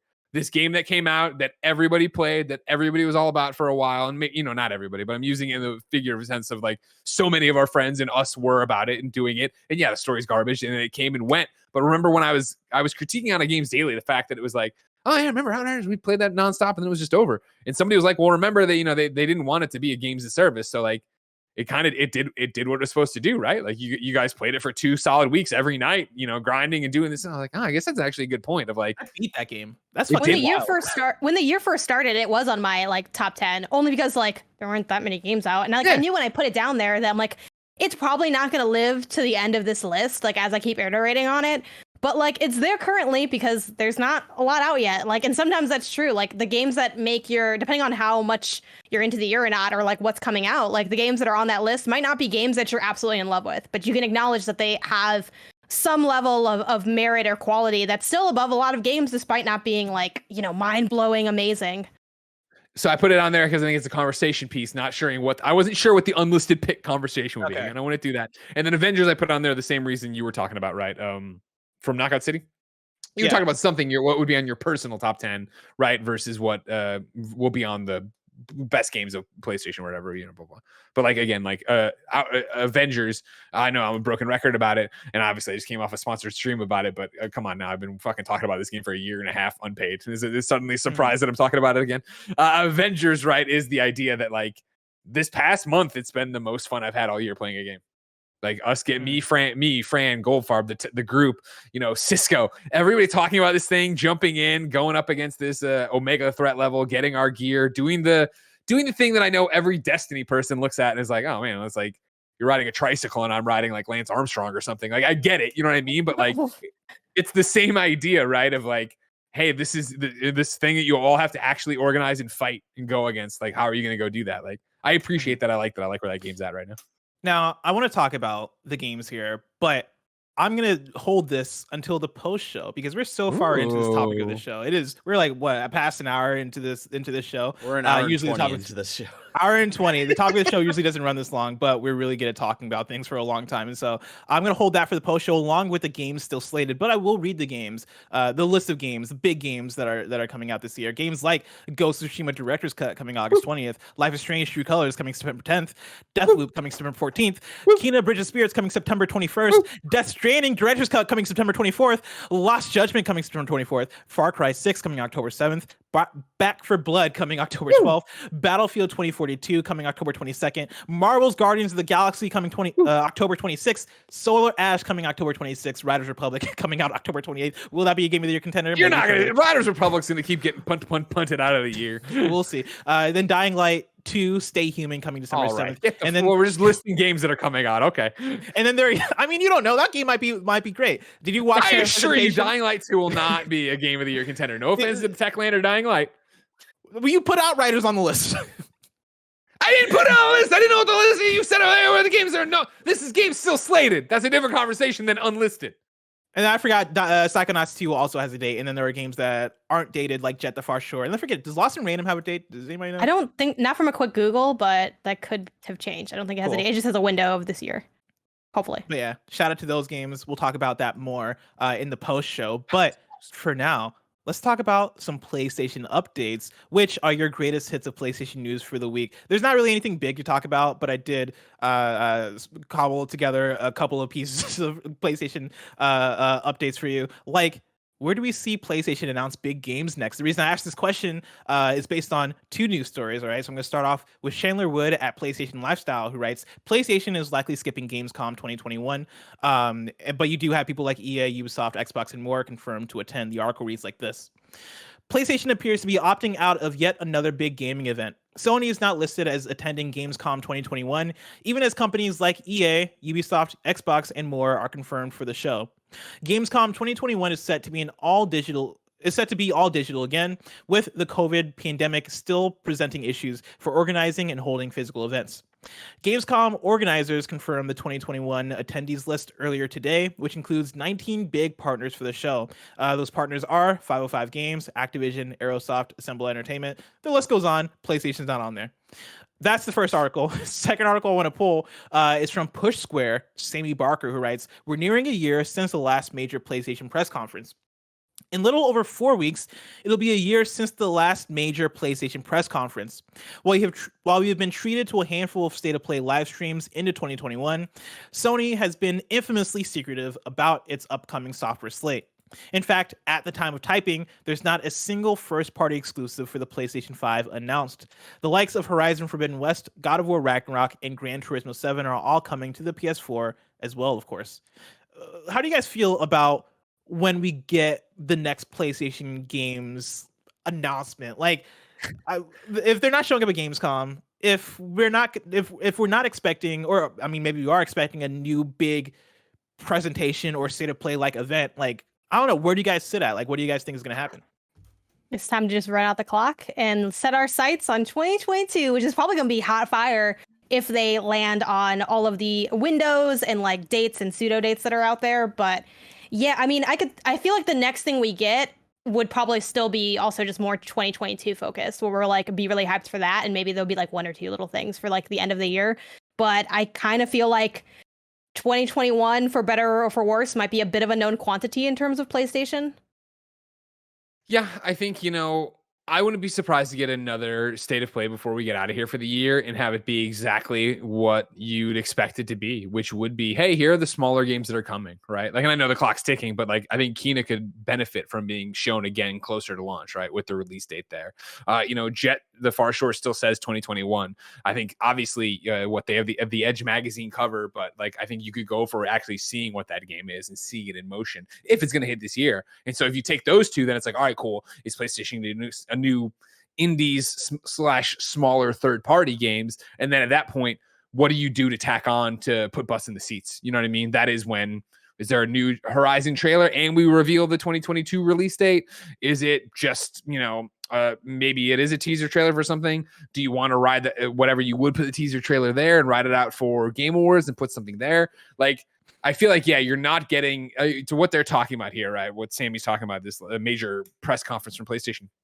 I don't think you're getting another this year or anytime soon for that matter. Here's what the PlayStation 5's dance card looks like, and it's AAA. I don't. Why would they do that? Like, especially with everything continuing to slip, because you figure next year is Horizon. Next year, I do not think is God of War Ragnarok. I think you get Horizon next year, and I don't think you get Ragnarok next year. You don't think look at him grinning at me. Look at him grinning at me saying it. God of War Ragnarok. You don't think you get in 2022? I don't. You're a madman. You're a madman. I think as usual.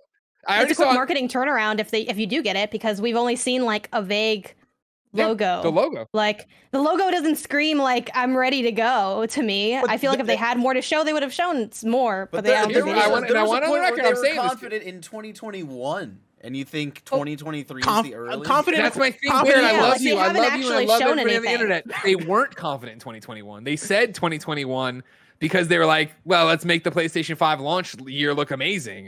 In the calendar year of PlayStation launch year look amazing. That's why all they could show you is that one thing. Like, I just don't think they're there. And again, I could be wrong, and I probably am, and whatever. But like, I feel like you're gonna get to that point where, with Horizon moving back, it's just always this thing of then you can take your foot off the gas on other projects, where I don't think God of War anymore, all eyes are on God of War, because now Horizon's back there. So now you get into there, and then even if it was that, we have every intent of launching God of War come September. They miss a few things. They miss a few deadlines, and suddenly it is, well, why not just put it out in the spring of 2023 and have it be banger? It's another one you don't want to fuck up, right?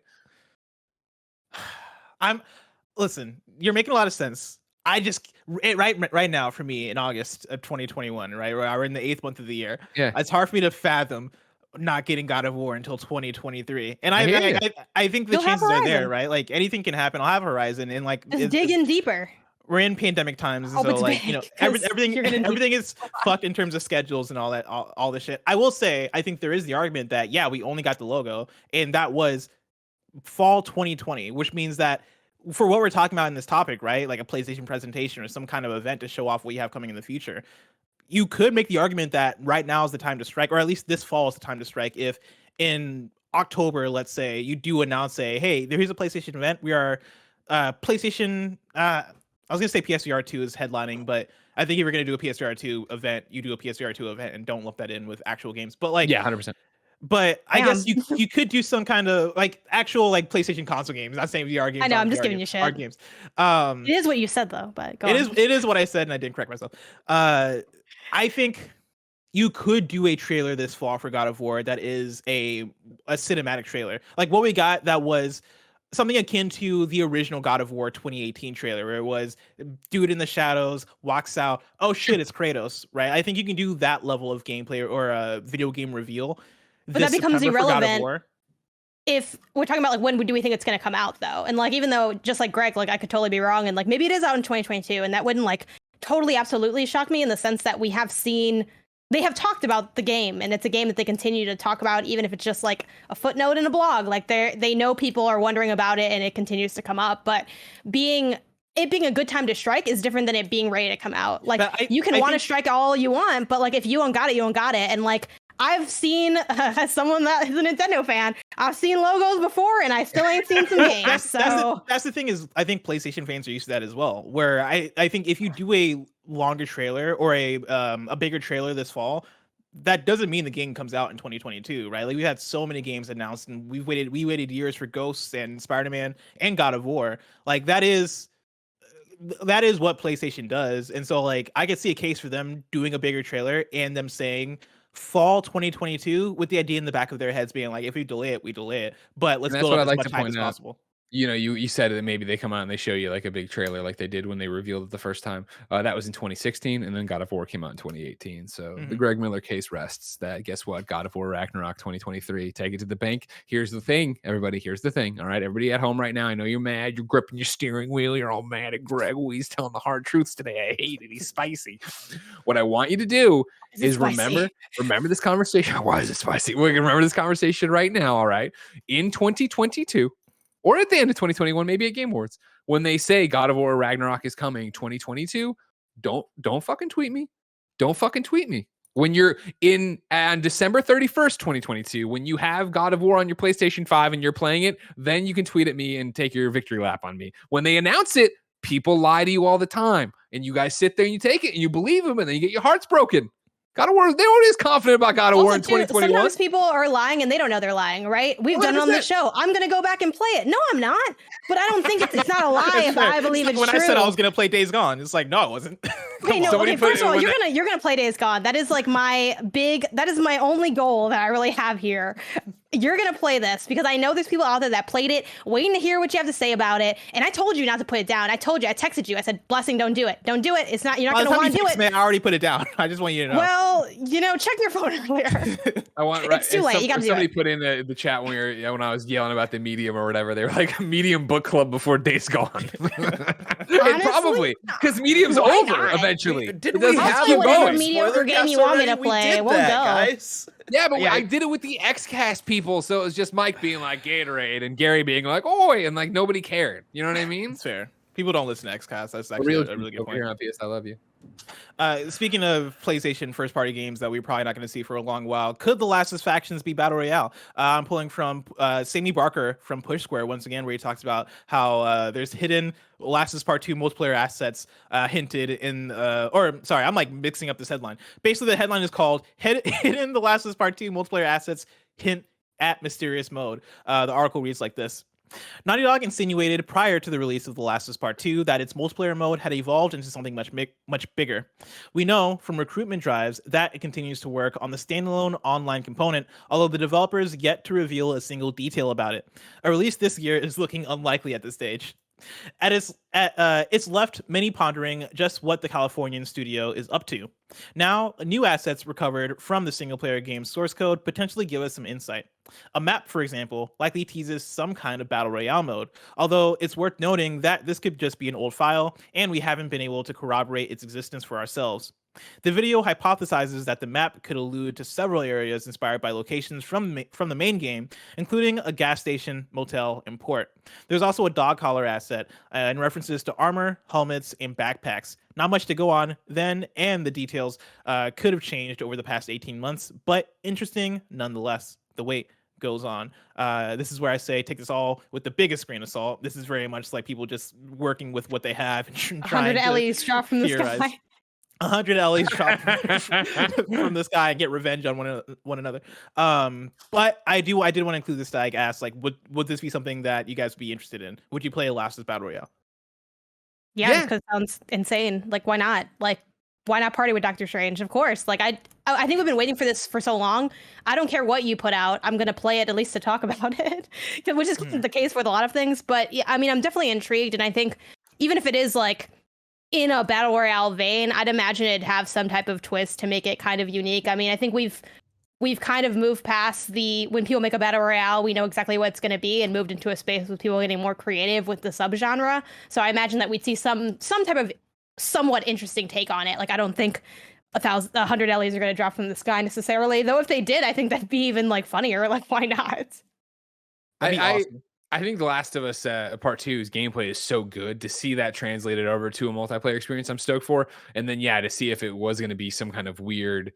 I mean, imagine if it was and a battle royale with those mechanics, and granted, some concessions for it being so multiplayer, but if they were to bring in the tall grass and stuff, like I'm thinking of Seattle, like going through and going after Seraphites, like if there was that level of some kind of play of that where you're crawling through grass, other people are crawling through grass, you're able to sneak up on them, but they can come up from behind you, you're rolling in the grass, a lot of ticks, the tall grass, be careful. Maybe you can have a class that has a dog. Exactly. Yeah. Like, right. Yeah. There'd be a bunch of neat things to do with that. I think it'd be really cool. And it's, like factions didn't do much for me in terms of, I liked what I played of it fine, but it never struck the chord with me like it did for so many other people, especially the whole like, oh, you can play for and get really far into it and then lose and then you don't get the trophy or whatever. Like that sucks. But like this would be a more bite size, let's go, blah blah blah. Like Uncharted multiplayer worked for me when I would review it and play it, right? Where I was like, okay, cool, these matches are quick and they're fast and I'm feeling rewards from it. I think that could be cool in a battle royale Last of Us. Yeah, I would be down for it if they still kept a traditional Last of Us Factions mode in there, because I love the Last of Us Factions mode Sure. they had so much. Like I love playing survival. I think doing the 4v4 and having it be last person standing or last team standing, I think is such a fun way to play it. And when you take the mechanics that the Last of Us does have, you take the listen mode and all that stuff, I think I would want a reason to go back to that kind of structure. That said, I can see the ways in which the listening ability from Last of Us single player would translate beautifully to a battle royale. I could see the hiding under cars, doing all the things that you do in the Last of Us single player. I think there's a lot you can do there, and I find the idea fun of being able to create my own Last of Us survivor. Like sadly, I probably wouldn't be playing as an Ellie with a bunch of other Ellies, right? Like it'd probably be a hey, choose your faction. Are you gonna play as the Seraphites? Are you gonna play as Abby's crew from Last of Us? Are you going to play as Ellie's crew from The Last of Us, the Fireflies? Like who are you going to play? Who are you going to play as? I like picking a class and being able to customize my character with that and taking them into either a traditional 4v4 multiplayer or taking that into battle royale. I think there's something cool about that could work really well. And like I think you can go places with that, especially if you do a class-based system where okay, you're playing as the Seraphites, cool. You get bow and arrows, like you get these types of weapons, you get these types of actions versus this crew gets these types of weapons. I think you can do something really cool with that. Abby's crew gets militarized weapons. You can go crazy with that, and so I think that would be super. Let's talk about PlayStation picks. This is where we highlight a few of the cool looking games coming to PSN this week. Starting with the big hitters, of course, we got Marvel's Avengers War for Wakanda coming to PS5 and PS4 Tuesday, August 17th. We also got Ghost of Tsushima Director's Cut coming to PS5 and PS4 Friday, August 20th. And then Madden NFL 22. I always struggle when it comes to the 2022. I don't know what it is. There's too many twos. Too many twos. It takes two. That's coming to PS5 and PS4 on Friday, August 20th. Wow. But we do have one pick for you, and that is Recompile is finally coming out to PS5 on Thursday, August 19th. This atmospheric Metroidvania hacking adventure lets you take control of a semi-sapient program struggling against deletion. In the sprawling 3D world of a mainframe, Recompile features intense combat, tight 3D platforming, superpowered abilities, and an environmental logic-based hacking mechanic. If you remember, this is one that was revealed at that first PS5 presentation alongside a bunch of other PlayStation indies like Stray and others. And I always thought it looked cool. Like I'm down to try this one. I can't wait to get my hands on it. Now, was it revealed there or revealed at the Kind of Funny Game Showcase? Blessing that the people don't know. There's no way to know. Wait, was it really revealed at the Kind of Funny Game Showcase? I don't remember if it was revealed there or not. Greg doesn't actually know. He just wants someone to answer. It definitely was there. Yeah, I mean, I'm looking at Dear Villager's YouTube page. You recompile E3 Kind of Funny Game Showcase gameplay teaser. That was okay. Then it was June 10th, Kind of Funny 2019, though. So I don't know how that tracks with when it first got revealed. I mean, June 10th, 2019. Yeah, no, that was before. What year are we in? Yeah, that was before the showcase, because the showcase would have been in with a 2. 2020. Yeah. Okay. Cool. Then yeah, I did it. It's us. We won. I did it. Congratulations. Thank you. It looks interesting. I think the art's really striking. I like the I'm a big fan of like lighting used to bring to life a world that otherwise would have been mostly monochromatic. So I think it looks cool. Now it's time for what you've been playing. I'm going to start with Greg. Greg, what you been playing? Well, obviously, Avengers War for Wakanda, but obviously I talked about that on Games Daily, and I'm going to like it because it's Avengers, and I think it looks cool. But Blessing, you think it looks cool, and that's good enough, and you're going to come play Black Panther with me. Yes. Oh, for sure. I'm at least going to be there. I mean, you say with you, right? Like the Black Panther content, that's a single player campaign or is that a multiplayer campaign? Just the first mission is single player to ease you into getting T'Challa on your roster, and then it opens up from there, and you can have Avengers on your team or more Black Panthers or whatever you want. Okay, yeah. yeah, then I'll play with you for sure. Yeah, I can come in and play with you when you get to that. But so don't worry about that and look anywhere else. The one thing I put on here that we haven't talked about in any shows, and I verified with the one, the only, the Barrett Courtney, Aliens Fireteam Elite. We did a party mode for this a couple weeks back over on youtube.com/kindoffunnygames. That's right, party mode's back. And you know, it's funny, Back for Blood has been the game I've been talking about nonstop since its announcement, let alone the alpha, then the betas they've been doing now. And playing Fireteam Elite for Aliens, it gave me a bit of that. Where if you haven't seen it and you haven't gone over to youtube.com/kindoffunnygames to watch the party mode about Alien Fireteam Elite coming out on August 24th. It's, you know, it's set in the Aliens universe. You are 3 colonial Marines, you and 2 of your friends, or 2 AIs, or 2 friends and 1 AI, or whatever. And you go off on these missions to, you know, fight aliens and get out whatever the MacGuffin is or whatever.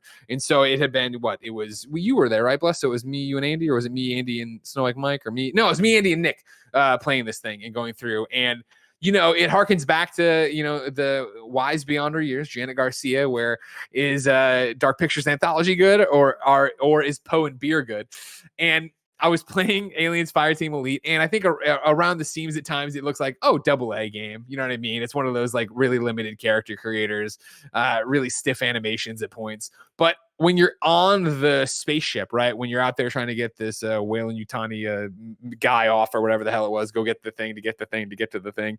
Like, it has the lighting effects of Alien. It has, you know, you running around and your I like Aliens, but I'm not the big fan. But there's the one gun that is like the plasma rifle or whatever. That's like the known alien gun, plasma rifle. It has that sound effect. It has the sound effect from the movies, right?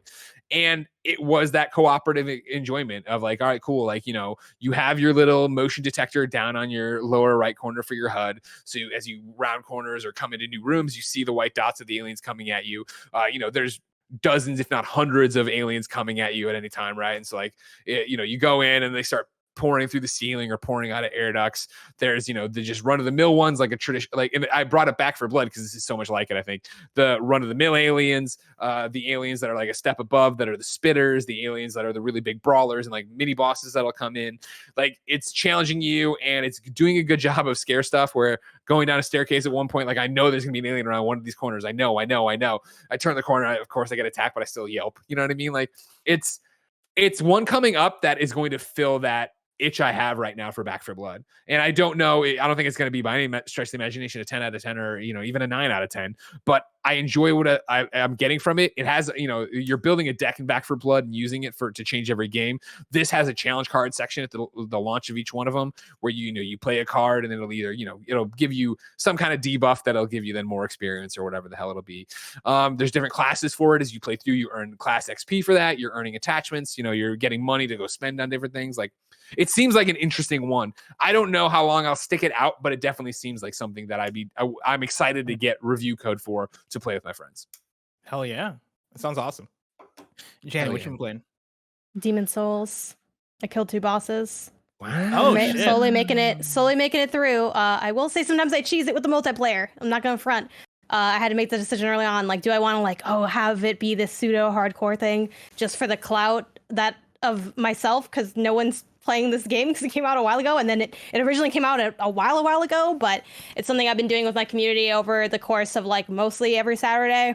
I will say though, the way the co-op works is like, you can, if you have your body, because when you die you become like basically a ghost and you have less health.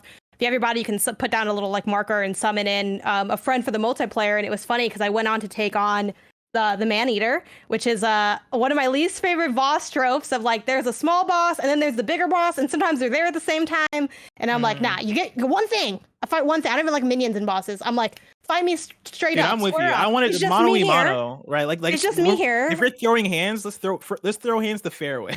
That's what I be talking about too. Like, I be talking to your friends.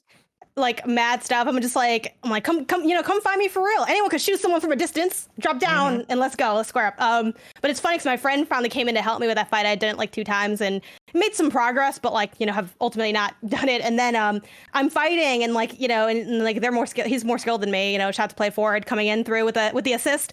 But then I turn and I'm like, guys, I think he died. He fell off the area, and it was just me by myself. But I did it. He did help me take out the smaller one, and I took out the bigger one. And then I did the boss fight that, obviously it's spoilers, but the game's pretty old, so I think it's okay. I did the boss fight. I am playing through the game. Well, when I Are say I'm you? playing through the game, I mean I beat the first boss and haven't gone back. But I plan Oh, to. are you How many gonna- months ago was that? Yeah, that was like 5 months ago, probably. Are you I gonna do come want to go back? back to it. Oh yeah, for sure. Are you set on doing it by yourself, or are you like willing to have people jump in, or what's your read on that? Like, how do you play? How do you enjoy I mean, playing? I'm probably set on doing it myself. The problem I'm running into is just that I know if I'm going to play Demon Souls, I'm going to have to commit my whole self to it and not be playing anything else at the time. And there are too many video games to be playing right now. And so I'm probably going to play it, I bet, in like December.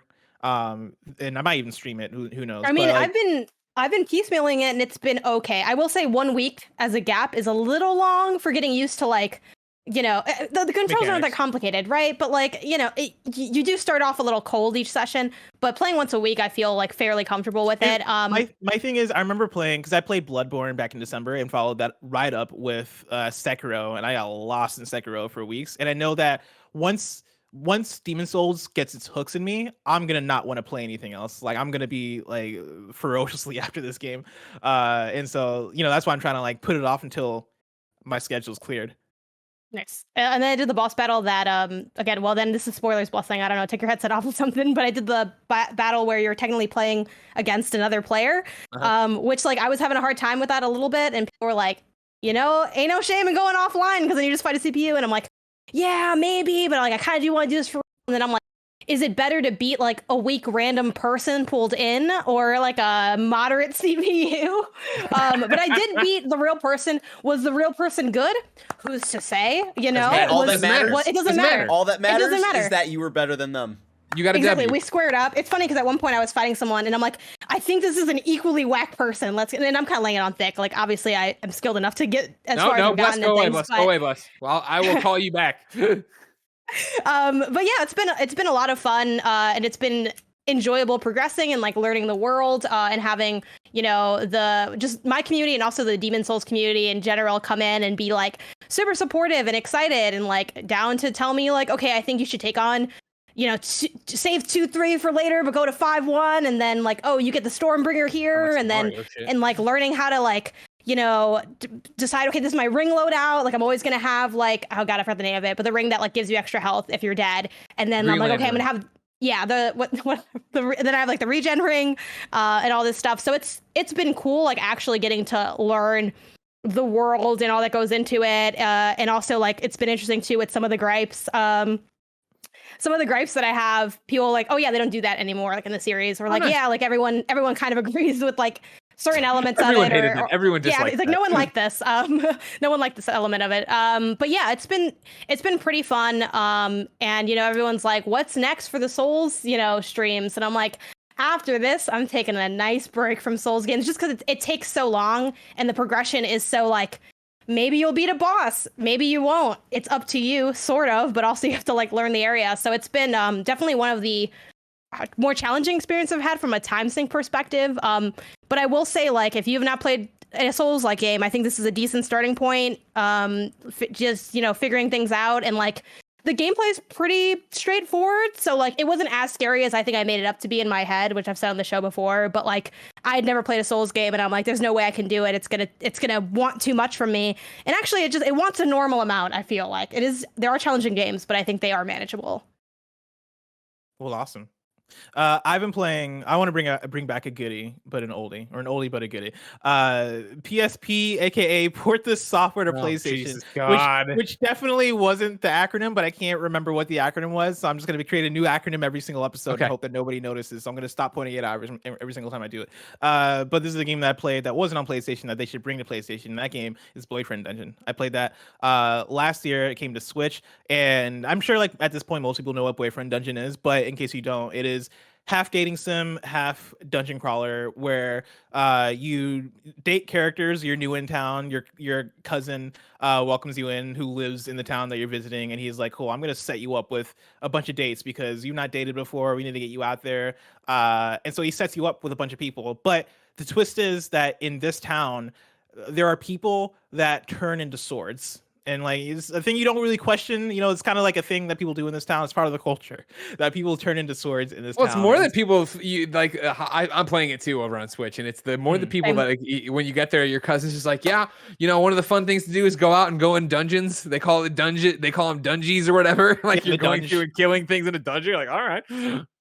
Yeah, but like you once you go into the dungeon or the dungeon, quote unquote, you might Mall. come across like a sword, and that sword will do a whole cool cutscene where it transforms into a human being, and usually they're hot, and they're like, oh yeah, I'm X, Y, and Z. Find me out in the world, and we can go on a date or something. But it's very persona like in the way that when you go out on dates and develop your relationship with characters, that then feeds into upgrading that sword so you can use it in the dungeon and have more upgrades and be more powerful. And the dungeon plays kind of like Dungeons in Hades, where it's isometric view, you're going around, it's real-time action, you're hacking and slashing, and you're making your way down through the floors. The gimmick, it's a fun game that I really like a lot, but there are some things that I think are weird that have caught me off guard, or that I just don't understand fully. Like I don't get the bits. Like one of the bits is that the dungeons, they are basically like the monsters that you find in the dungeons are manifestations of your fears. And so like right now, and I assume it might be the same for everybody. I assume it's the same for everybody. Right now I'm fighting through like phones that like, Yeah. okay, yeah, that manifest into monsters or whatever. And I'm like, cool. I don't get it totally. And like I've even beaten the game now and I still don't get that aspect of the game fully. I kind of want to go back in and see if I play more and maybe it'll make sense what that aspect of the game is. But aside from that, I really do enjoy the dungeon crawling and the different weapons and how they play and all that stuff. I think it's for a game that is half dating sim, half dungeon crawler. I think the gameplay is pretty fun and actually works really well for what it's trying to do. And then I think the dating sim stuff is fun. I like the characters. I like the tone of it and the flow of it. It is.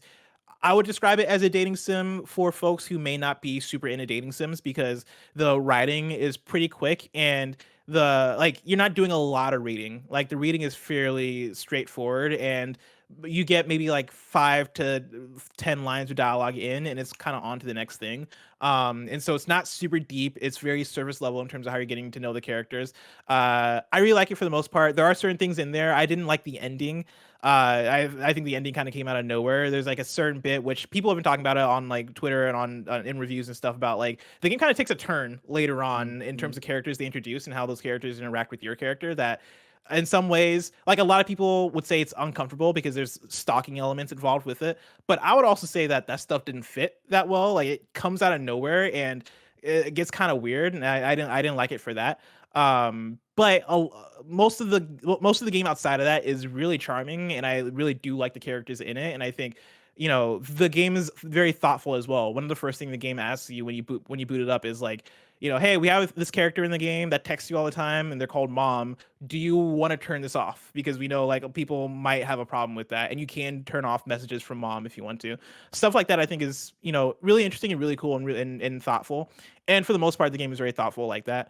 And I've really enjoyed my time with it. I don't know, Greg, how much you've played of it or how you feel about it.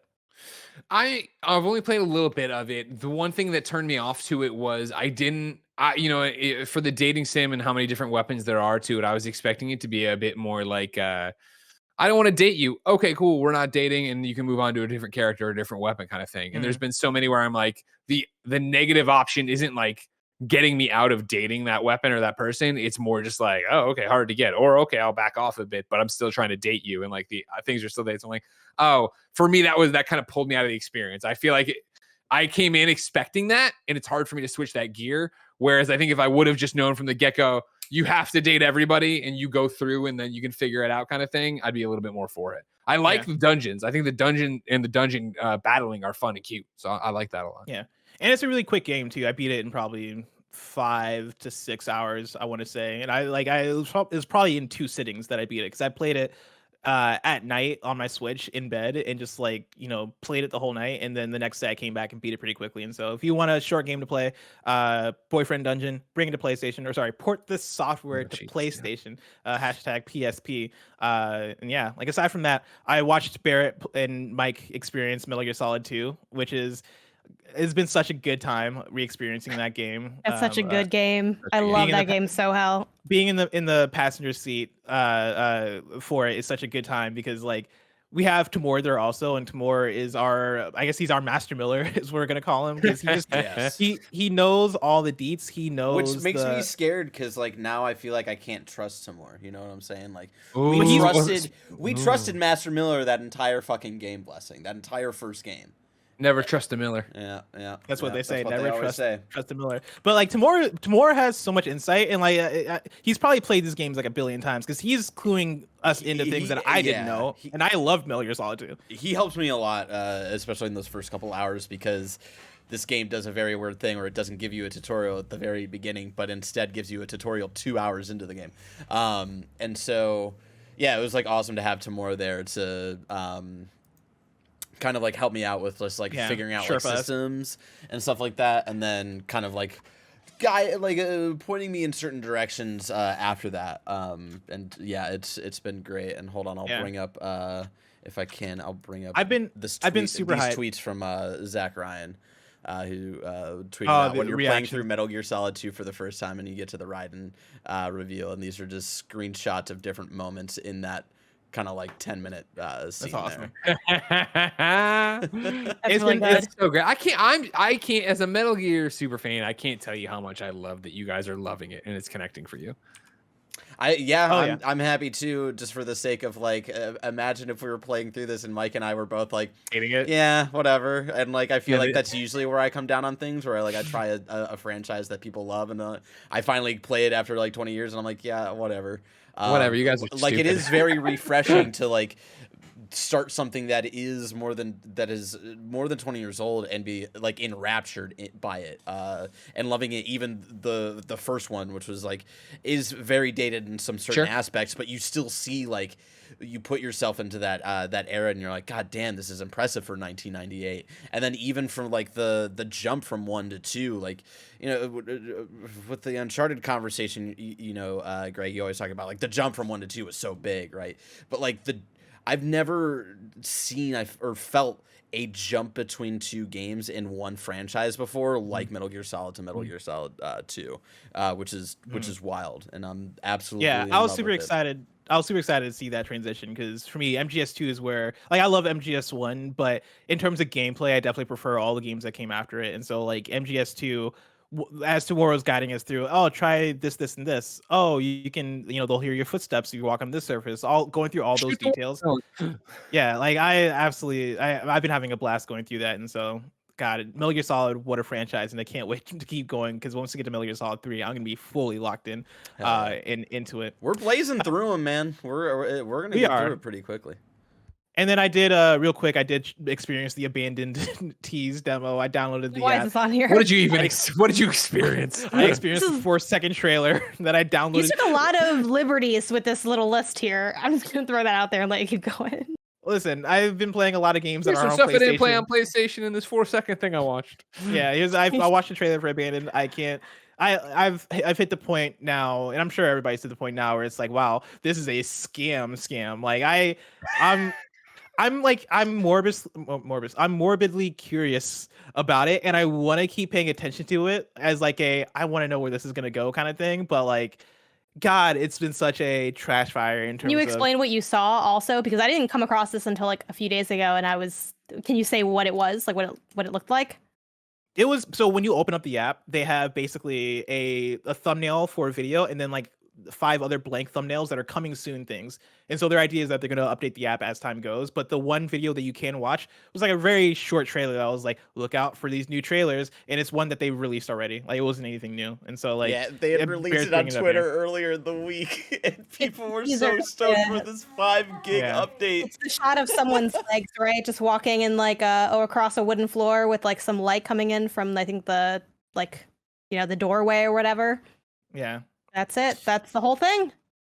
Well, it's ready now. Speaking of abandoned, we're 2 hours into the show, which means that we had to abandon you in our different ways. Before we go, though, Janet, where can people find your work? You can find me across the internet under the handle GameOnsus. That's GameONYSUS. That's Twitter, YouTube, Twitch, the whole 9. Hell yeah. Remember this. As in PS I Love You, XOXO, your PlayStation podcast. Each and every week, we get together to talk about the hottest topics in PlayStation. We've got a Patreon post show for those that are subbed to the silver level of patreon.com/kindoffunnygames. So stick around for that. Otherwise, until next time, peace out.